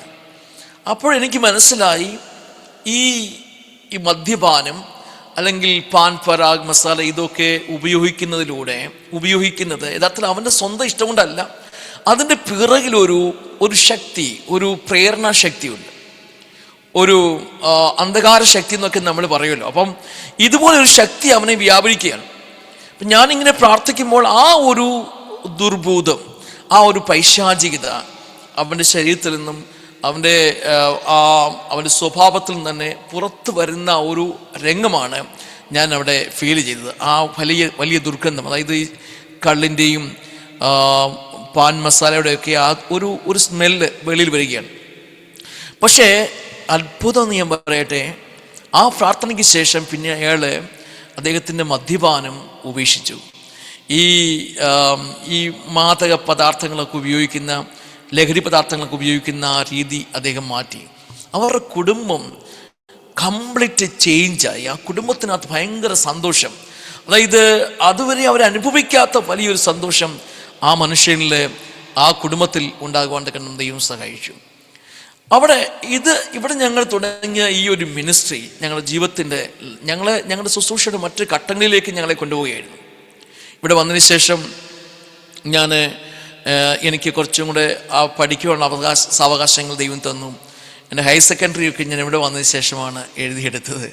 അതുപോലെ തന്നെ തിയോളജിക്കലായിട്ടും MD ഒക്കെ പഠിക്കുവാൻ ഇവിടെ വന്നതിന് ശേഷം ദൈവം എനിക്ക് സാവകാശങ്ങൾ ഒരുക്കി.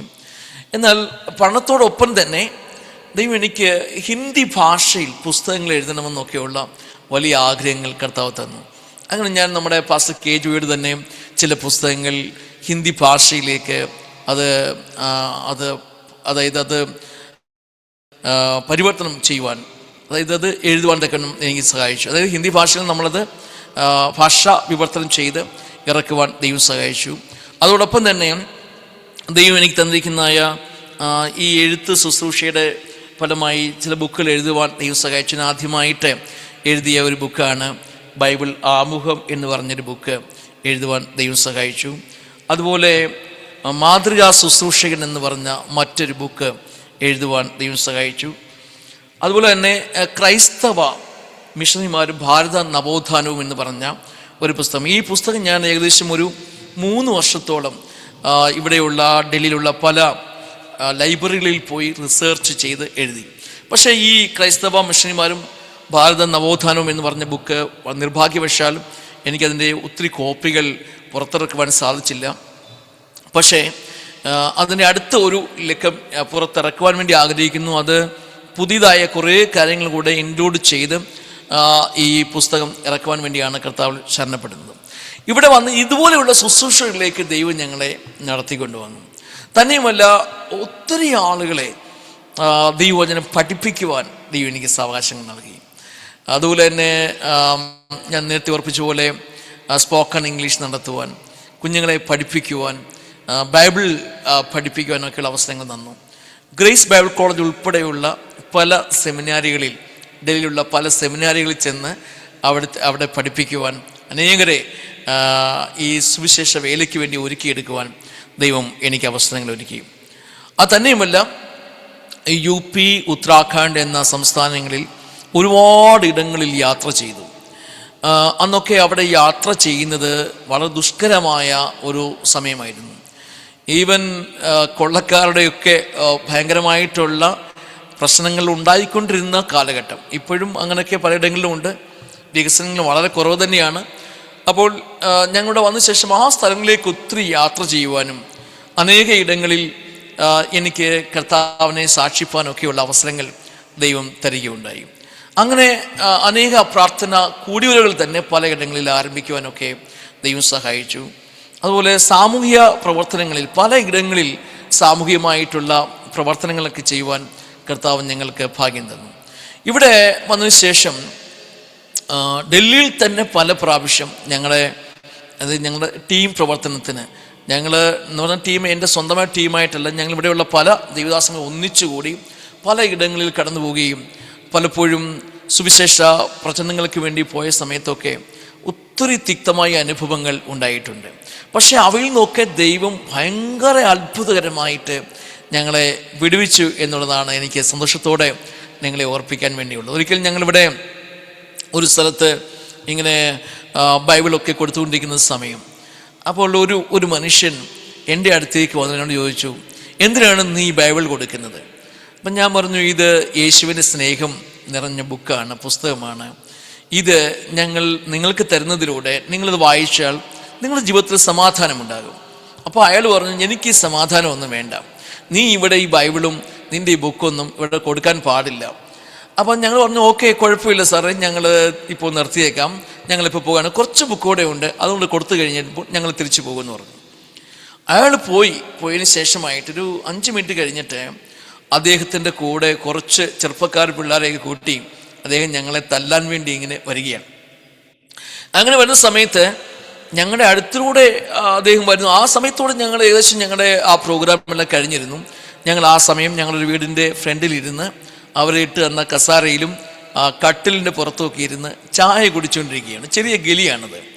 അപ്പോൾ ഇങ്ങനെ ചായ കുടിച്ചുകൊണ്ടിരിക്കുന്ന സമയത്ത് ഇദ്ദേഹത്തിൻ്റെ കൂടെ കുറച്ച് കുട്ടികളാണ്, നല്ല ആരോഗ്യമൊക്കെ ഉള്ള കുറേ കുട്ടികളെ കൂട്ടി അദ്ദേഹം ഞങ്ങളെ തല്ലാൻ വേണ്ടി, ഞങ്ങളെ ഉപദ്രവിക്കാൻ വേണ്ടി ഇങ്ങനെ വരികയാണ്. അദ്ദേഹം ഞങ്ങളെ നോക്കി വരുന്നു.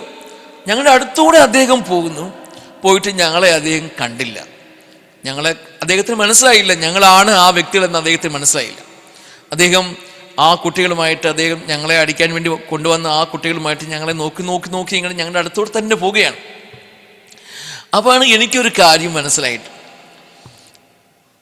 നമുക്ക് എപ്പോഴെങ്കിലൊക്കെ ഉപദ്രവങ്ങൾ ഉണ്ടാകുന്നത് തീർച്ചയായും അത് ദൈവത്തിൻ്റെ അറിവോടുകൂടിയാണ്. ദൈവത്തിന് വേണമെങ്കിൽ ഈ ഉപദ്രവങ്ങളൊക്കെ ഒരു സമയം കൊണ്ട് അവസാനിപ്പിക്കാനും പറ്റും.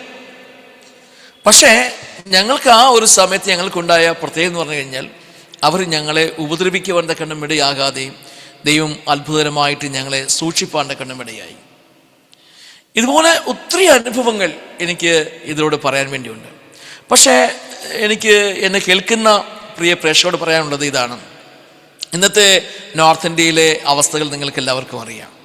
വളരെയധികം ക്രൈസ്തവ സമൂഹത്തെ വളരെയധികം തെറ്റിദ്ധരിച്ചുകൊണ്ട് ഇൻട്രൊഡ്യൂസ് ചെയ്യുന്ന ഒരു പ്രത്യേക കാലഘട്ടമാണ് ഇപ്പോഴുള്ളത്.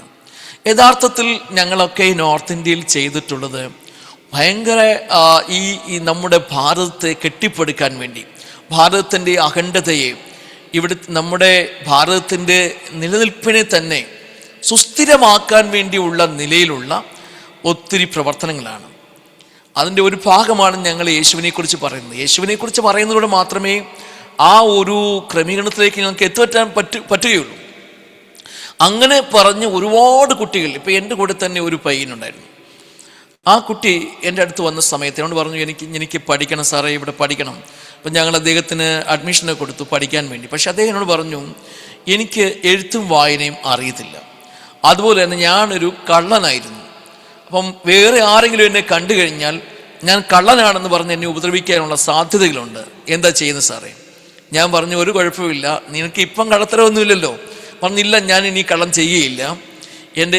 യേശു എൻ്റെ ഹൃദയത്തിൽ വന്ന അന്ന് മുതൽ ഞാനതെല്ലാം ഉപേക്ഷിച്ച വ്യക്തിയാണ്. അപ്പോൾ എനിക്ക് പഠിക്കണം.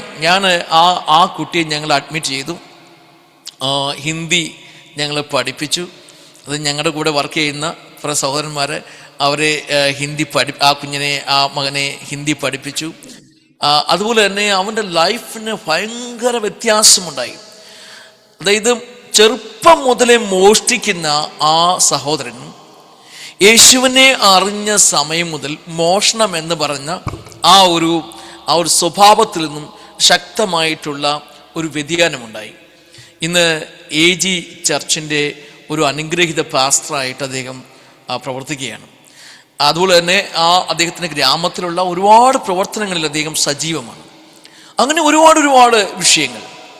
അപ്പം ഞങ്ങളിങ്ങനെ നടത്തിയ ഈ സുവിശേഷ പ്രവർത്തനങ്ങളിലൂടെ മറ്റുള്ളവരുമായിട്ട് ഞങ്ങൾ സന്ധിച്ചതിലൂടെ അവരോട് ഞങ്ങൾ സംസാരിച്ചതിലൂടെ ഇതുപോലെയുള്ള ഒത്തിരി മാറ്റങ്ങൾ കാണുവാൻ കഴിഞ്ഞിട്ടുണ്ട്. എൻ്റെ മകൾ വിദ്യാഭ്യാസം ചെയ്തുകൊണ്ടിരിക്കുന്ന സമയത്ത് പലപ്പോഴും ഫീസ് തക്ക സമയത്ത് അടയ്ക്കുവാൻ കഴിയാതെ ഞങ്ങൾ വളരെയധികം ബുദ്ധിമുട്ടിയിട്ടുണ്ട്. പക്ഷെ ആ സമയത്തൊക്കെ ദൈവം ആരെയെങ്കിലുമൊക്കെ അയച്ച് ഞങ്ങൾക്ക് വേണ്ടി പുതിയ വഴികൾ തുറന്ന് ഞങ്ങളെ അനുഗ്രഹിപ്പാണ്ടൊക്കെ വേണം ദൈവം സഹായിച്ചു. അതുപോലെ തന്നെ മോളുടെ വിദ്യാഭ്യാസം, വിവാഹം, ഈ കാര്യങ്ങളെല്ലാം ദൈവം അങ്ങനെ അത്ഭുതകരമായിട്ടാണ് ഓരോ നിമിഷവും ഞങ്ങൾ നടത്തിയത്. ഞാനിങ്ങനെ ഈ സാക്ഷ്യം പറയുമ്പോൾ ഓർക്കുന്നൊരു കാര്യം ഇതാണ്. എല്ലാ കാലഘട്ടത്തിലും നമ്മൾ ഒറ്റയ്ക്കാണെന്ന് നമുക്ക് ചിന്തയുണ്ടെങ്കിലും ആരെങ്കിലുമൊക്കെ ഒരാളെ നമ്മുടെ ശുശ്രൂഷയിൽ നമുക്ക് കൈത്താങ്ങൽ നൽകുവാൻ, നമ്മുടെ കൂടെ നിൽക്കുവാനൊക്കെ ദൈവം സഹായിക്കും. ആരെങ്കിലുമൊക്കെ എഴുന്നേൽപ്പിക്കും. അത് പക്ഷേ നമ്മൾ പെട്ടെന്ന് അറിയത്തില്ല അത് ദൈവത്തിൻ്റെ ഒരു പ്ലാനാണെന്നൊന്നും പക്ഷെ പെട്ടെന്ന് നമുക്ക് ഓർമ്മ കിട്ടത്തില്ല. ഞങ്ങൾ ജയ്പൂരായിരിക്കുന്ന സമയത്തും ഡൽഹിയിൽ വന്നപ്പോഴും ഒക്കെ ചില ആളുകളെ ദൈവം ഞങ്ങൾക്ക് വേണ്ടി എഴുന്നേൽപ്പിച്ചു. അവരുടെയൊക്കെ കൈത്താങ്ങലുകൾ, അവരുടെ പ്രോത്സാഹനങ്ങൾ, അവരുടെ പ്രാർത്ഥനയാണ് ഈ കഴിഞ്ഞ ദീർഘമായ വർഷങ്ങൾ ഞങ്ങൾക്കവിടെ നിൽക്കുവാൻ ദൈവം സഹായിച്ചത്. ഇപ്പോൾ ഞങ്ങളുടെ പ്രവർത്തനത്തിൻ്റെ ഓരോ മേഖലകളിൽ അത് വിശാലതയിലേക്ക് വരാൻ വേണ്ടി ആഗ്രഹിച്ച് തന്നെ പ്രാർത്ഥിച്ചുകൊണ്ടിരിക്കുകയാണ്. എന്ന് ചോദിച്ചു കഴിഞ്ഞാൽ നമ്മുടെ പ്രവർത്തനങ്ങളിലൂടെ മാത്രമാണ് ഈ രാജ്യത്തിൻ്റെ അതായത് ഞാൻ നേരത്തെ ഉറപ്പിച്ച പോലെ തന്നെ അഖണ്ഡതയ്ക്കും സുസ്ഥിരതയ്ക്കും ഒക്കെ കാരണമായി തീരുമാൻ കഴിയുള്ളൂ എങ്കിൽ ഈ സ്നേഹത്തിൻ്റെ സന്ദേശം മാക്സിമം ആൾക്കാരിലേക്ക് എത്തിക്കണമെന്നുള്ള വലിയൊരു ആഗ്രഹം ഞങ്ങളുടെ മനസ്സിലുണ്ട്. അതിന് ഉപോത്ബലമായി ആവശ്യമായിരിക്കുന്ന ധാരാളം വിഷയങ്ങളുണ്ട്. നിങ്ങളെല്ലാവരും ഞങ്ങൾക്ക് വേണ്ടി പ്രത്യേകമായിട്ട് പ്രാർത്ഥിക്കുക. ഞങ്ങളുടെ ശുശ്രൂഷയെ ഓർത്ത് പ്രത്യേകമായിട്ട് പ്രാർത്ഥിക്കണം. ഇവിടെ ഡൽഹിയിൽ ഞങ്ങൾ ആയിരിക്കുന്ന ഇടത്ത് ഇവിടെ ഹിന്ദി പ്രവർത്തനമാണ് ഞങ്ങൾ ചെയ്യുന്നത്. പറഞ്ഞാൽ ലോക്കൽസിൻ്റെ ഇടയിലുള്ള പ്രവർത്തനങ്ങളാണ് ഇവിടെ ഞങ്ങൾ ചെയ്തു വരുന്നത്. ഈ പ്രവർത്തനങ്ങളുടെ അനുഗ്രഹത്തിനായിട്ട് ദൈവമക്കളായി നിങ്ങളെല്ലാവരും പ്രത്യേകമായിട്ട് പ്രാർത്ഥിക്കണം. എൻ്റെ വൈഫ് ലിസി, എന്നോടൊപ്പം ഞങ്ങൾ രണ്ടുപേരും മാത്രമാണ് ഇപ്പോൾ കൂടെ ഉള്ളത്, ഒന്നിച്ചുള്ളത് ഇവിടെ ഉള്ളത്. അത് എൻ്റെ വൈഫ് ലിസി. ഞങ്ങൾ ഒന്നിച്ച് ഇവിടെ ഡൽഹിയിലായിരിക്കുന്നു. ദൈവം ഞങ്ങളുടെ പ്രവർത്തനങ്ങളെ അനുഗ്രഹിക്കാൻ നിങ്ങൾ പ്രാർത്ഥിക്കുക. കഴിഞ്ഞ ചില നാളുകളായി ഞങ്ങൾ പ്രാർത്ഥിക്കുന്നൊരു വിഷയമാണ് ഇവിടെ ഞങ്ങൾക്ക് സ്വന്തമായിട്ടൊരു പ്രാർത്ഥന ആലയം ഉണ്ടാകണമെന്നുള്ളത്. അതും കൂടെ പ്രേക്ഷകരായ പ്രിയമുള്ളവർ ഓർക്കുക, പ്രാർത്ഥിക്കുക. നിങ്ങൾ ഈ പ്രത്യേകിച്ച് നമ്മുടെ പ്രിയപ്പെട്ട ഫിന്നി പാസ്റ്റർക്കിനായി ഞാൻ പ്രത്യേകമായി നന്ദി അറിയിക്കുന്നു. ഞങ്ങളെ വിളിക്കുകയും ഇങ്ങനെ അല്പസമയം നിങ്ങളുമായിട്ട് ഷെയർ ചെയ്യുവാനൊക്കെയുള്ള അവസരങ്ങൾ ദൈവം ഒരുക്കി തരികയും ചെയ്തു. തുടർന്നും ഞങ്ങളെ ഓർത്ത് പ്രാർത്ഥിക്കുക. God bless you. Thank you very much pastor. Praise Lord pastor. Thank you പാസ്റ്ററെ. പാസ്റ്റർ ഷാജി കുഞ്ഞുമോൻ പാസ്റ്ററാണ് എനിക്ക് അനിയൻ പാസ്റ്ററുമായിട്ടുള്ള ഒരു കോൺടാക്ട് ഡീറ്റെയിൽസ് ഒക്കെ തന്നത്. എനിക്കൊന്ന് ഷാജി പാസ്റ്ററൊക്കെ പാസ്റ്റർ കൂടെ വർക്ക് ചെയ്യുന്നല്ലേ? അതെ, കഴിഞ്ഞ ദിവസം പാസ്റ്റർ ഷാജി എന്നെ വിളിച്ചിരുന്നു. അപ്പോൾ എന്നോട് പറഞ്ഞു, പാസ്റ്റർ ഞാൻ ഫിന്നി പാസ്റ്ററിൻ്റെ സാറിൻ്റെ നമ്പർ കൊടുത്തിട്ടുണ്ട്, ഫിന്നി പാസ്റ്റർ തീർച്ചയായിട്ടും വിളിക്കും. കഴിഞ്ഞ 3-4 വർഷങ്ങളോളമായി പാസ്റ്റർ ഷാജി ഉത്തരാഖണ്ഡിൽ രുദ്രപൂർ എന്ന സ്ഥലത്ത് നമ്മുടെ കൂടെ താമസിച്ച് അവിടുത്തെ ആ പ്രവർത്തനത്തിൻ്റെ ലീഡർഷിപ്പൊക്കെ അദ്ദേഹമാണ് ചെയ്യുന്നത്. വളരെ അനുഗ്രഹിക്കപ്പെട്ട ഒരു നല്ല ശുശ്രൂഷകനാണ്.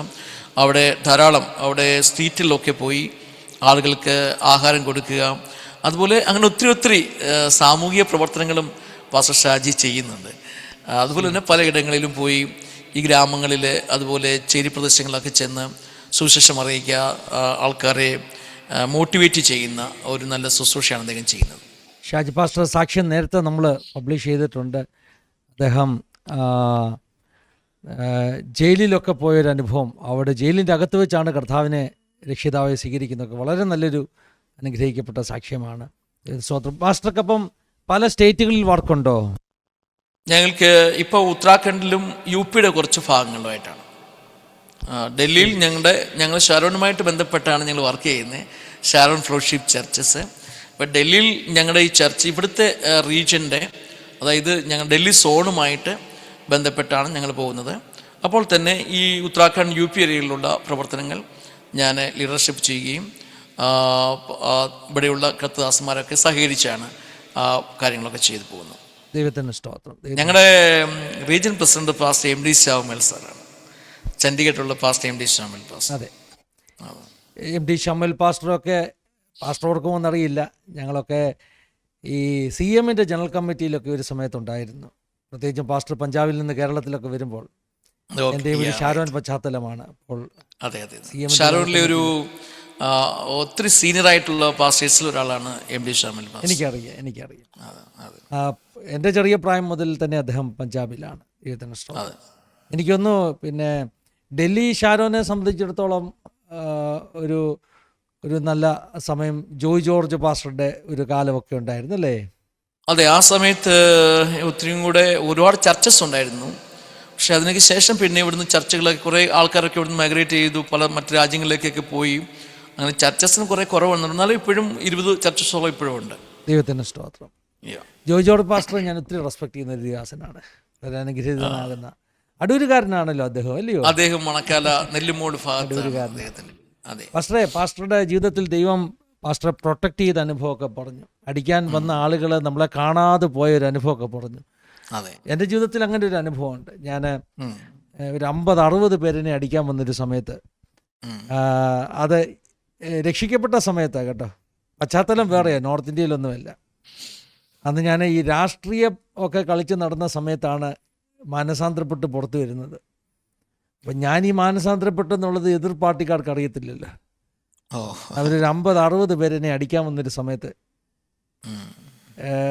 അവരുടെ കണ്ണിനെ ശരിക്കും മറച്ച് 50 പേരെന്നെ കണ്ടില്ലെന്ന് പറഞ്ഞാൽ അവരുടെ മുമ്പിൽ ഞാൻ നിൽക്കുമ്പോൾ, അപ്പം ദൈവം കണ്ണിനെ മറച്ച് പാസ്റ്റർ പറഞ്ഞപ്പോൾ പെട്ടെന്ന് എനിക്കത് ഓർമ്മ വന്നത്. അത്ര അത്ഭുതകരമായ ഒരു വിടുതലായിരുന്നു. ഞങ്ങൾ വെസ്റ്റ് ബംഗാളായിരിക്കുന്ന സമയത്ത് ഇതുപോലെ ഒരു സംഭവം ഉണ്ടായിട്ടുണ്ട്. ഞങ്ങളവിടെ ഒരു വലിയൊരു പർവ്വതത്തിലേക്ക് പോയി, ഒരു പർവ്വത പ്രദേശത്ത് ഞങ്ങൾ ചെന്നു. അപ്പം ഞങ്ങളാണ് ആദ്യമായിട്ട് ഞങ്ങൾ ടീമായിട്ട് അവിടെ ചെല്ലുന്നത്, ആ സ്ഥലത്ത് ചെല്ലുന്നത്. അപ്പോൾ അവിടെ ഇതുപോലൊരു മനുഷ്യൻ, അദ്ദേഹം ഒരു തന്ത്രമന്ത്രം ചെയ്യുന്ന ഒരാളാണ്, കൂടപത്രമൊക്കെ ചെയ്യുന്ന ഒരാളാണ്, അവിടുത്തെ ഒരു പൂജാരി എന്ന് പറയും. അപ്പോൾ ഇദ്ദേഹത്തിൻ്റെ കയ്യിൽ ഞങ്ങളിങ്ങനെ ബൈബിളൊക്കെ കൊടുത്തു, സുവിശേഷമൊക്കെ പറഞ്ഞിട്ട് ഇങ്ങനെ ഞങ്ങൾ അവിടുന്ന് കുറച്ചുകൊണ്ട് മുകളിൽ ചെല്ലുന്ന സമയത്ത് 5 മിനിറ്റ് കഴിയുമ്പം ഇദ്ദേഹം ഒരു വലിയ വാളമൊക്കെ കൈവച്ചുകൊണ്ട് ഞങ്ങളെ കൊല്ലാൻ വേണ്ടി ഓടി വരികയുന്നു. അപ്പം ഞാനന്ന് യഥാർത്ഥം പറഞ്ഞാൽ നാട്ടിൽ നിന്ന് കേരളത്തിൽ നിന്ന് നമ്മൾ അങ്ങോട്ട് നോർത്ത് ഇന്ത്യയിലേക്ക് ചെന്ന സമയമേ ആയിട്ടുള്ളൂ. അപ്പം എനിക്ക് ഭാഷയൊന്നും അറിയത്തില്ല. അപ്പോൾ ഇതിങ്ങനെ ഓടി വരുന്ന കണ്ടപ്പോൾ ഞാൻ വിചാരിച്ചു ഇത് അന്ന് അവസാനം ചെയ്യില്ല കാര്യങ്ങളും. അപ്പോൾ ഭയങ്കര വലിയ വാളൊക്കെ കൊണ്ടാണ് വരുന്നത്. അപ്പം ഞങ്ങളിങ്ങനെ കുറച്ചുകൂടെ മുകളിൽ ചെന്നിട്ട് ഞങ്ങളുടെ കയ്യിൽ സബ്ജിയൊക്കെ ഉണ്ടായിരുന്നു, സാധനങ്ങളൊക്കെ ഉണ്ട് കഴിക്കാൻ വേണ്ടി, ആഹാര സാധനങ്ങൾ. അത് കഴിക്കാൻ വേണ്ടി തുടങ്ങുമ്പോഴാണ് ഇദ്ദേഹം ഓടി വരുന്നത്. അപ്പോൾ ഞങ്ങൾ 5-6 പേരുണ്ട്, ഞങ്ങളെല്ലാവരും കൂടെ എഴുന്നേറ്റ് നിന്ന് കരങ്ങൾ കോർത്ത് പിടിച്ച് ഞങ്ങൾ കണ്ണടച്ച് നിന്ന് അങ്ങ് പ്രാർത്ഥിച്ചു. ഒരു 5 മിനിറ്റ് കഴിഞ്ഞപ്പോൾ ഇദ്ദേഹം അവിടെ നിന്ന് അങ്ങ് വന്നപോലെ തന്നെ അങ്ങ് പുറകോട്ട് പോയി. ഞങ്ങളെ ഉപദ്രവിച്ചില്ല അദ്ദേഹം. അങ്ങനെ ഞങ്ങൾ അത്ഭുതമായിട്ട് ആ മനുഷ്യൻ്റെ കയ്യിൽ നിന്ന് രക്ഷപ്പെട്ടാണ്. സ്തോത്രം. എനിക്കറിയാം പാസ്റ്റർ, ഒത്തിരി അനുഭവങ്ങൾ ഇനിയും പറയാനുള്ളത് എനിക്കറിയാം. സമയം പോയെന്ന് ചിന്തിക്കേണ്ട. ദൈവത്തിൻ്റെ പ്രൊവിഷൻ, ദൈവത്തിൻ്റെ കരുതലിൻ്റെ അനുഭവങ്ങൾ, പ്രത്യേകിച്ചും നോർത്ത് ഇന്ത്യയിലൊക്കെ വേല ചെയ്യുന്ന ദൈവദാസന്മാരെ സംബന്ധിച്ചിടത്തോളം ഈ ഏറ്റവും കൂടുതൽ അനുഭവിക്കുന്ന ദൈവത്തിൻ്റെ കരുതലാണ്. കാരണം രാജസ്ഥാനിലും ഡൽഹിയിലും മറ്റ് പല സ്ഥലങ്ങളിലും നമ്മുടെ ആവശ്യങ്ങളുടെ മുഖത്ത് ദൈവം ഏലിയാവിന് വേണ്ടി കാക്കയെ വിട്ടതുപോലുള്ള അനുഭവങ്ങളുണ്ടെന്നൊക്കെ എനിക്കറിയാം.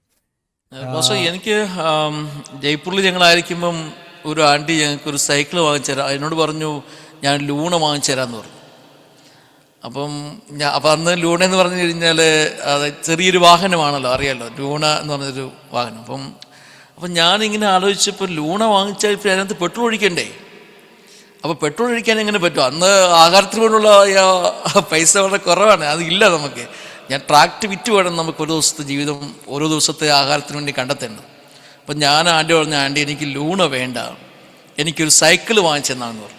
അങ്ങനെയാണ് ആ ആൻറ്റി എനിക്ക് ഹെർക്കുലീസിൻ്റെ ഒരു സൈക്കിൾ വാങ്ങിച്ചുകൊണ്ട് വന്നത്. അങ്ങനെയാണ് ഞങ്ങളൊരു 10 വർഷം ആ സൈക്കിൾ തന്നെയാണ് ഉപയോഗിച്ചത്.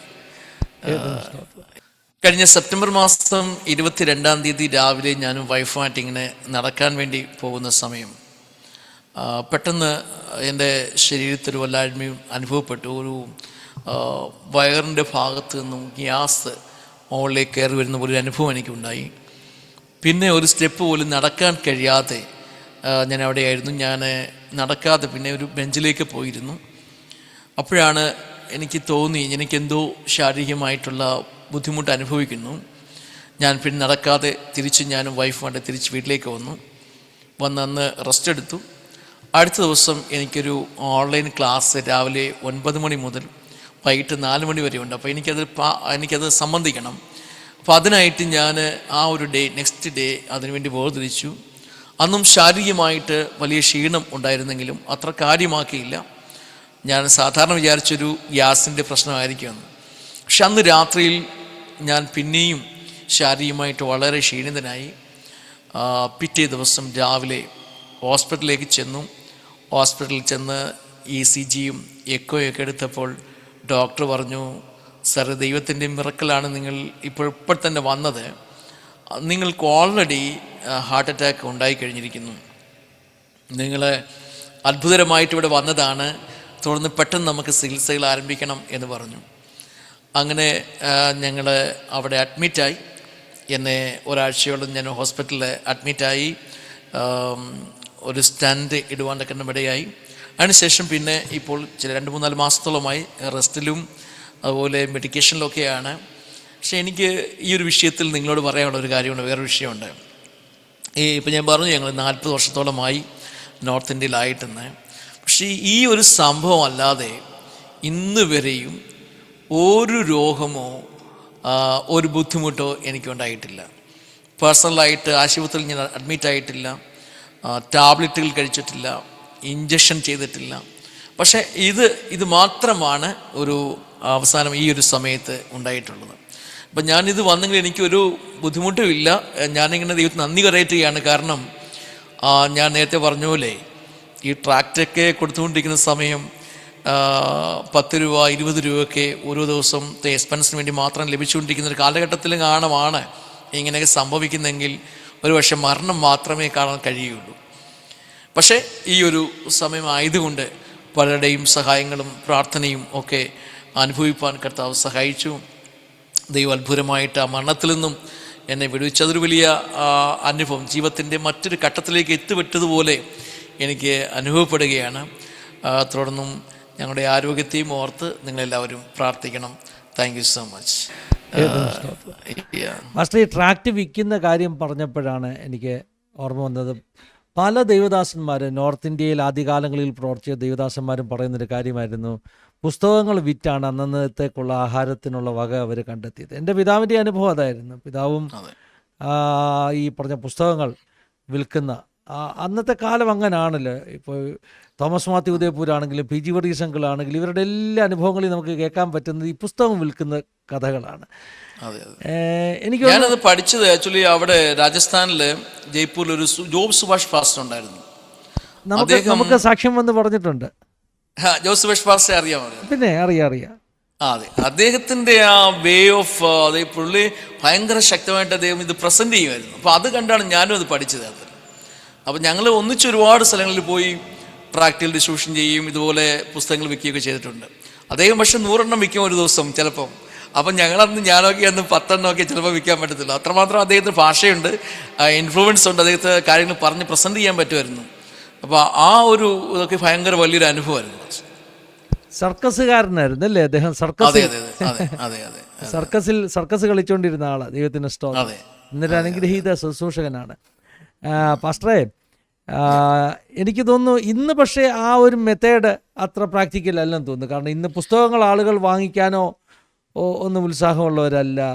ഇന്ന് നമുക്ക് എന്താ ചെയ്യാൻ പറ്റുന്നത് നോർത്ത് ഇന്ത്യയിലൊക്കെ? കാരണം ഓപ്പണായിട്ട് ഈ പറഞ്ഞ ഔട്ട്റീച്ച് ഒന്നും അങ്ങനെ പ്രാക്ടിക്കലി നടക്കാത്തൊരു കാലമാണല്ലോ. ഇതിനകത്ത് അത് ഇവിടുത്തെ ആൾക്കാരുടെ മാനസികതയാണ്.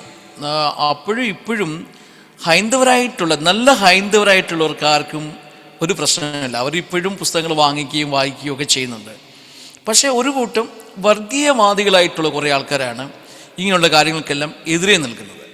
പക്ഷേ ഇപ്പോഴും ചില സ്ഥലങ്ങളിലൊക്കെ ഓപ്പർച്യൂണിറ്റീസ് അനുസരിച്ച് നമ്മൾ കാര്യം ചെയ്യാറുണ്ട്. എന്നാൽ നമ്മൾ ഈ സമയങ്ങളൊക്കെ മാറുന്നതനുസരിച്ച് കുറച്ച് ചേഞ്ചസ് എപ്പോഴും നല്ലതാണ്. അപ്പോൾ അതുകൊണ്ട് തന്നെ ഇവിടെ അപ്പോൾ ആ ഒരു ചേഞ്ചസ് വന്നാലും നമ്മൾ ഈ ട്രാക്റ്റ് കൊടുത്താലും ഒക്കെ നമ്മുടെ മോട്ടിവേഷൻ എന്ന് പറഞ്ഞു കഴിഞ്ഞാൽ ഒരു വ്യക്തിയെ സമൂല്യമായൊരു പരിവർത്തനത്തിലേക്ക് കൊണ്ടുവരിക എന്നുള്ളതാണ്. അവൻ്റെ ലൈഫിനെ ഒന്ന് മാറ്റിയെടുക്കുക. ഇപ്പം മോഷ്ടിക്കുന്ന ആളാണെങ്കിൽ മോഷണം മാറ്റണം, കള്ളു കുടിക്കുന്ന ആളാണെങ്കിൽ മദ്യപാനത്തിൽ നിന്ന് മാറ്റണം. അങ്ങനെ ഗുണ്ടായിസൊക്കെ ഇവിടെ ഒത്തിരി ഉണ്ടല്ലോ. നോർത്ത് ഇന്ത്യയിലേക്ക് ഒരുപാട് ഗുണ്ടായിസും കാര്യങ്ങളൊക്കെ ഉണ്ട്. അപ്പം ഇങ്ങനെയൊക്കെയുള്ള അവസ്ഥയാണെങ്കിൽ അതിൽ നിന്ന് അവർക്കൊരു മാറ്റം ഉണ്ടാകണം. അതാണ് നമ്മൾ മെയിനായിട്ട് ഉദ്ദേശിക്കുന്നത്. അപ്പോൾ ഇപ്പം നമുക്ക് ഇവിടെ ചെയ്യാൻ പറ്റുന്നത് വിദ്യാഭ്യാസത്തിന് എന്തുമാത്രം ഊന്നൽ കൊടുക്കാൻ പറ്റുമോ അത് നമ്മൾ കൊടുക്കണം. കാരണം ഇപ്പം ഈ നമ്മൾ കാണുന്ന ഒരുപാട് പിള്ളേർ സെറ്റൊക്കെ ഒരുപാട് ചെറുപ്പക്കാരൊക്കെ ഈ ചർച്ച് അടിച്ച് തകർക്കാനും സുവിശേഷകരെ അടിക്കാനും ഒക്കെ ഇറങ്ങിത്തിരിക്കുന്ന ഒരു 99% യൗവനക്കാരും അവർക്ക് തൊഴിൽ രഹിതരായിട്ടുള്ള ആൾക്കാരാണ്, വിദ്യാഭ്യാസം ഇല്ലാത്തവരാണ്. വിദ്യാഭ്യാസമുള്ളവർ ആരും ഇങ്ങനെയുള്ള കാര്യത്തിന് പോകുന്നില്ല. ഇപ്പം നോർത്ത് ഇന്ത്യയിൽ ഇത്രമാത്രം ഈ നിലയിലേക്ക് ഗുണ്ടായുസമായിട്ട് കുട്ടികൾ ഇറങ്ങുന്നത്, ചെറുപ്പക്കാർ ഇറങ്ങുന്നതിൻ്റെയൊക്കെ പിന്നിലുള്ള പ്രധാനപ്പെട്ട കാരണം വിദ്യാഭ്യാസം ഇല്ലാത്തതുകൊണ്ടാണ്. അപ്പം മാക്സിമം നമ്മൾ ചെയ്യേണ്ടത് നല്ല നിലവാരത്തിലുള്ള സ്കൂളുകൾ ആരംഭിക്കുക, അതായത് നല്ല വിദ്യാലയങ്ങൾ ആരംഭിക്കുക, അതുപോലെ ട്രീറ്റ്മെൻറ്റ് സെൻറ്ററുകൾ ആരംഭിക്കുക, ചെറിയ ചെറിയ കൗൺസിലിംഗ് സെൻറ്ററുകൾ ആരംഭിക്കുക. വിദ്യാഭ്യാസ മേഖലയിൽ എന്തുമാത്രം ഇനിയും നമുക്ക് ചെയ്യാൻ പറ്റുമോ ആ മേഖലയെ ശക്തമാക്കി കൊണ്ടുവരണം. എന്നാൽ മാത്രമേ ഈ നോർത്ത് ഇന്ത്യയിലുള്ള ജനങ്ങൾക്കൊരു വ്യത്യാസം ഉണ്ടാകത്തുള്ളൂ. കാരണം നിരക്ഷരാണ് മിക്കവാറും ആൾക്കാരെല്ലാവരും. ഇപ്പം ഞങ്ങൾ താമസിക്കുന്നിടത്ത് തന്നെ ചില ഗ്രൂപ്പ്, ഞാൻ ആരുടെയും പേര് പറയാൻ വേണ്ടി ആഗ്രഹിക്കുന്നില്ല, ചില ഗ്രൂപ്പ് ഓഫ് ആൾക്കാരുണ്ട്. അവർക്ക് അവരുടെ കുഞ്ഞുങ്ങൾ ഈ ഗുണ്ടായിസത്തിന് വേണ്ടി മാത്രം പോവുകയാണ്. അവർക്ക് സ്കൂൾ എന്ന് പറയുന്ന സംഭവമേ മനസ്സിലില്ല. സ്കൂളിൽ പോകാൻ ആരും പ്രോത്സാഹിപ്പിക്കുന്നില്ല അവരെ. അപ്പോൾ ആ ഒരു നിലവാരത്തിൽ മാറ്റം ഉണ്ടാകാനായിട്ട് കുഞ്ഞുങ്ങൾക്ക് നല്ല നിലയിൽ നമ്മൾ വിദ്യാഭ്യാസം കൊടുക്കുക, അവരെ പഠിപ്പിക്കുക, അതിനുവേണ്ടി നമ്മൾ മുൻപോട്ട് വരിക. ഇപ്പം ഞാൻ ആദ്യം പറഞ്ഞപ്പോൾ ഒരു വിഷയം പറഞ്ഞിട്ട് വന്നത്, ഇപ്പം നമ്മുടെ ഇപ്പോഴത്തെ യുവതലമുറ, അതായത് മിഷണറിമാരായിട്ട് നോർത്ത് ഇന്ത്യ വരാൻ വേണ്ടി ആഗ്രഹിക്കുന്നവർ ഈ ട്രാക്റ്റ് വിറ്റ് നടക്കേണ്ട കാര്യമോ അല്ലെ അങ്ങനെയൊന്നും പോയി അവർ കഷ്ടപ്പെടേണ്ട ആവശ്യങ്ങളൊന്നുമില്ല. അവരിവിടെ വന്നു കഴിഞ്ഞാൽ തീർച്ചയായും നല്ല നിലയിൽ നല്ല വിദ്യാഭ്യാസം ഉണ്ട് ഇന്നത്തെ നമ്മുടെ കുഞ്ഞുങ്ങൾക്ക് എല്ലാവർക്കും. അവരൊക്കെ വന്നു കഴിഞ്ഞാൽ ഇതുപോലുള്ള വിദ്യാഭ്യാസ സ്ഥാപനങ്ങളും അതുപോലെ പല നിലയിലുള്ള പ്രോജക്റ്റ് വർക്കുകളൊക്കെ അവർക്ക് ആരംഭിക്കാൻ പറ്റും. നല്ല നിലയിലുള്ള ഈ ഇൻകം ജനറേഷൻ പ്രോജക്റ്റുകൾ ആരംഭിക്കാൻ പറ്റും.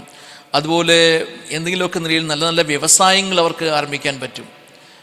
കാരണം നമ്മളൊരു വ്യവസായം ചെയ്യുമ്പം, നമ്മുടെ കുഞ്ഞുങ്ങളൊരു വ്യവസായം ചെയ്യുമ്പം അതിനകത്തൊരു ഇൻറ്റഗ്രിറ്റി ഉണ്ടാകും, അതിനകത്ത് കൺസേൺസ് ഉണ്ട്, അതിനകത്ത് ഒരുപാട് നിലയിലുള്ള മോട്ടിവേഷൻസ് ഉണ്ടാകും. അപ്പം ആ നിലയിലേക്ക് നമ്മുടെ കുഞ്ഞുങ്ങളിവിടെ വന്നു കഴിഞ്ഞാൽ അവർക്ക് പ്രവർത്തിക്കാൻ പറ്റും. അപ്പം മാക്സിമം ആ ഒരു കാഴ്ചപ്പാട് നമ്മുടെ മിഷണറി പ്രവർത്തന മണ്ഡലങ്ങൾ നമ്മളൊക്കെ ഇറങ്ങി വന്ന ആ സമയത്തുണ്ടായിരുന്ന ആ ഒരു നിലവാരം മാറ്റിയിട്ട് കുറേ കൂടെ ഈ നിലയിലേക്ക് ചിന്തിക്കാൻ നമുക്കിടയാകണം. അങ്ങനെ ഉണ്ടാകുകയാണെങ്കിൽ തീർച്ചയായിട്ടും ഈ ധാരാളം കുഞ്ഞുങ്ങൾ ഇവിടേക്ക് വരും സുവിശേഷ വേലയ്ക്ക് വേണ്ടി. ദൈവത്തിൻ്റെ ഇടപെടൽ ഈ വിഷയങ്ങളിലെല്ലാം ഉണ്ടാകട്ടെ, നമുക്ക് പ്രാർത്ഥിക്കാം. തീർച്ചയായും. കാരണം പാസ്റ്റർ സാക്ഷ്യത്തിൽ പറഞ്ഞതുപോലെ കണ്ണിനെ മറയ്ക്കുന്ന ദൈവം, ദൂതന്മാരെ ഇറങ്ങി വിടുവിക്കുന്ന അനുഭവങ്ങൾ എത്രയോ നമ്മൾ കേട്ടിരിക്കുന്നു. ഈ കാലഘട്ടത്തിൽ നമുക്ക് ആശ്രയിക്കാൻ പറ്റുന്നത് അതൊക്കെയാണ്. ഇതിന് സ്തോത്രം. സഹായിക്കട്ടെ. പാസ്റ്റർക്ക് തന്നെ നമ്മുടെ വ്യൂവേഴ്സിന് വേണ്ടി ചുരുക്കമായിട്ടൊന്ന് പ്രാർത്ഥിക്കാം. അവരുടെ ജീവിതത്തിലൊക്കെ ഒരു വലിയ ഒരു സുവിശേഷ ആത്മാവ് പകരപ്പെടാനിടയായി തീരട്ടെ. സ്തോത്രം. Praise the Lord. Hallelujah. Thank you Lord Jesus. ഞങ്ങളെ അതിവാത്സല്യമായി സ്നേഹിക്കുന്നവനായ ഞങ്ങളുടെ ദൈവമേ, സ്വർഗ്ഗസ്ഥനായ നല്ല പിതാവേ, ഈ അനുഗ്രഹീതമായ സമയത്തിനായി ഞങ്ങൾ അങ്ങയുടെ നാമത്തിന് സ്തോത്രം ചെയ്യുന്നു. ഞങ്ങൾ പ്രിയ പാസ്റ്റർ ഫിന്നി ജോഹന്നാനായി പ്രാർത്ഥിക്കുന്നു. നിൻ്റെ ദാസൻ്റെ പ്രവർത്തനങ്ങൾക്കായിട്ട് സ്തോത്രം ചെയ്യുന്നു. പ്രത്യേകിച്ച് ഞങ്ങൾ ആസാദി TV വേണ്ടി, അതിന് വിവിധ ചാനലുകൾക്ക് വേണ്ടി പ്രാർത്ഥിക്കുന്നു, ന്യൂസ് ചാനലിന് വേണ്ടി പ്രാർത്ഥിക്കുന്നു. ആ പ്രവർത്തനങ്ങളെ എത്രത്തോളം ഇവിടുന്ന് മാനിക്കുകയും അനുഗ്രഹിക്കുകയും സഹായിക്കുകയും ചെയ്തല്ലോ. അങ്ങയുടെ ദാസൻ്റെ പ്രവർത്തനങ്ങളെ ഇനിയും വിശാലതയിലേക്ക് കൊണ്ടുവരണം. പ്രത്യേകിച്ച് ഞങ്ങളുടെ ഇന്ന് ഈ പ്രോഗ്രാം കണ്ടുകൊണ്ടിരിക്കുന്ന ഞങ്ങളുടെ വാത്സല്യ സഹോദരങ്ങൾക്കായിട്ട് പ്രാർത്ഥിക്കുന്നു. കർത്താവെ, അവർ കടന്നു പോകുന്ന അവസ്ഥകൾ, അവരെ നേരിട്ടുകൊണ്ടിരിക്കുന്ന പ്രതികൂലങ്ങൾ എല്ലാം അവിടുന്ന് അറിയുന്നു. ഈ സമയത്ത് ഞങ്ങൾ ഒന്നിച്ച് ഈ നിൻ്റെ മക്കൾക്ക് വേണ്ടി പ്രാർത്ഥിക്കുമ്പോൾ അങ്ങയുടെ കരം നിൻ്റെ കുഞ്ഞുങ്ങൾക്ക് വേണ്ടി നീട്ടുമാറാകണമേ. യേശു കർത്താവിൻ്റെ വലിയ സാന്നിധ്യം അവരെപ്പോഴും അനുഭവിച്ചറിയട്ടെ. ഞങ്ങളെ കേൾക്കുന്ന ആരെങ്കിലും രോഗികളായിരിക്കുന്നുവെങ്കിൽ ഇപ്പോൾ തന്നെ ഞങ്ങളുടെ കരം അയച്ചവരെ സൗഖ്യമാക്കണമേ. ആ അടിപ്പണലുള്ള കരം കർത്താവെ, അങ്ങയുടെ ആ മുറിവേറ്റ കരം വെച്ചവരെ സൗഖ്യമാക്കണമേ എന്ന് പ്രാർത്ഥിക്കുന്നു.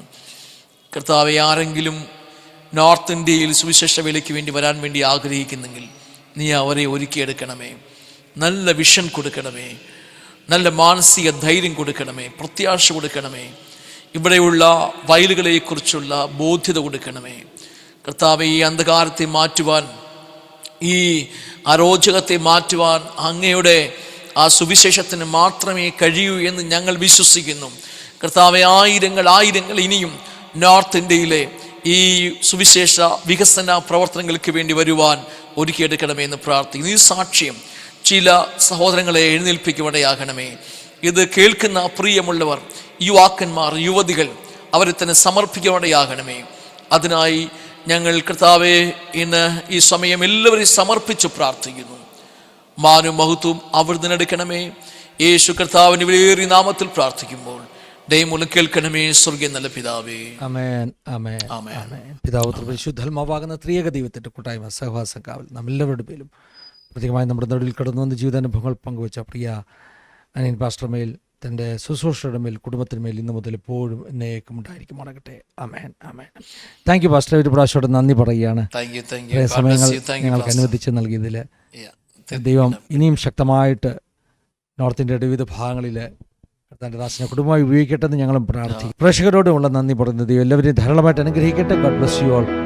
Have A wonderful time. God bless you. Thank you for watching. God bless U.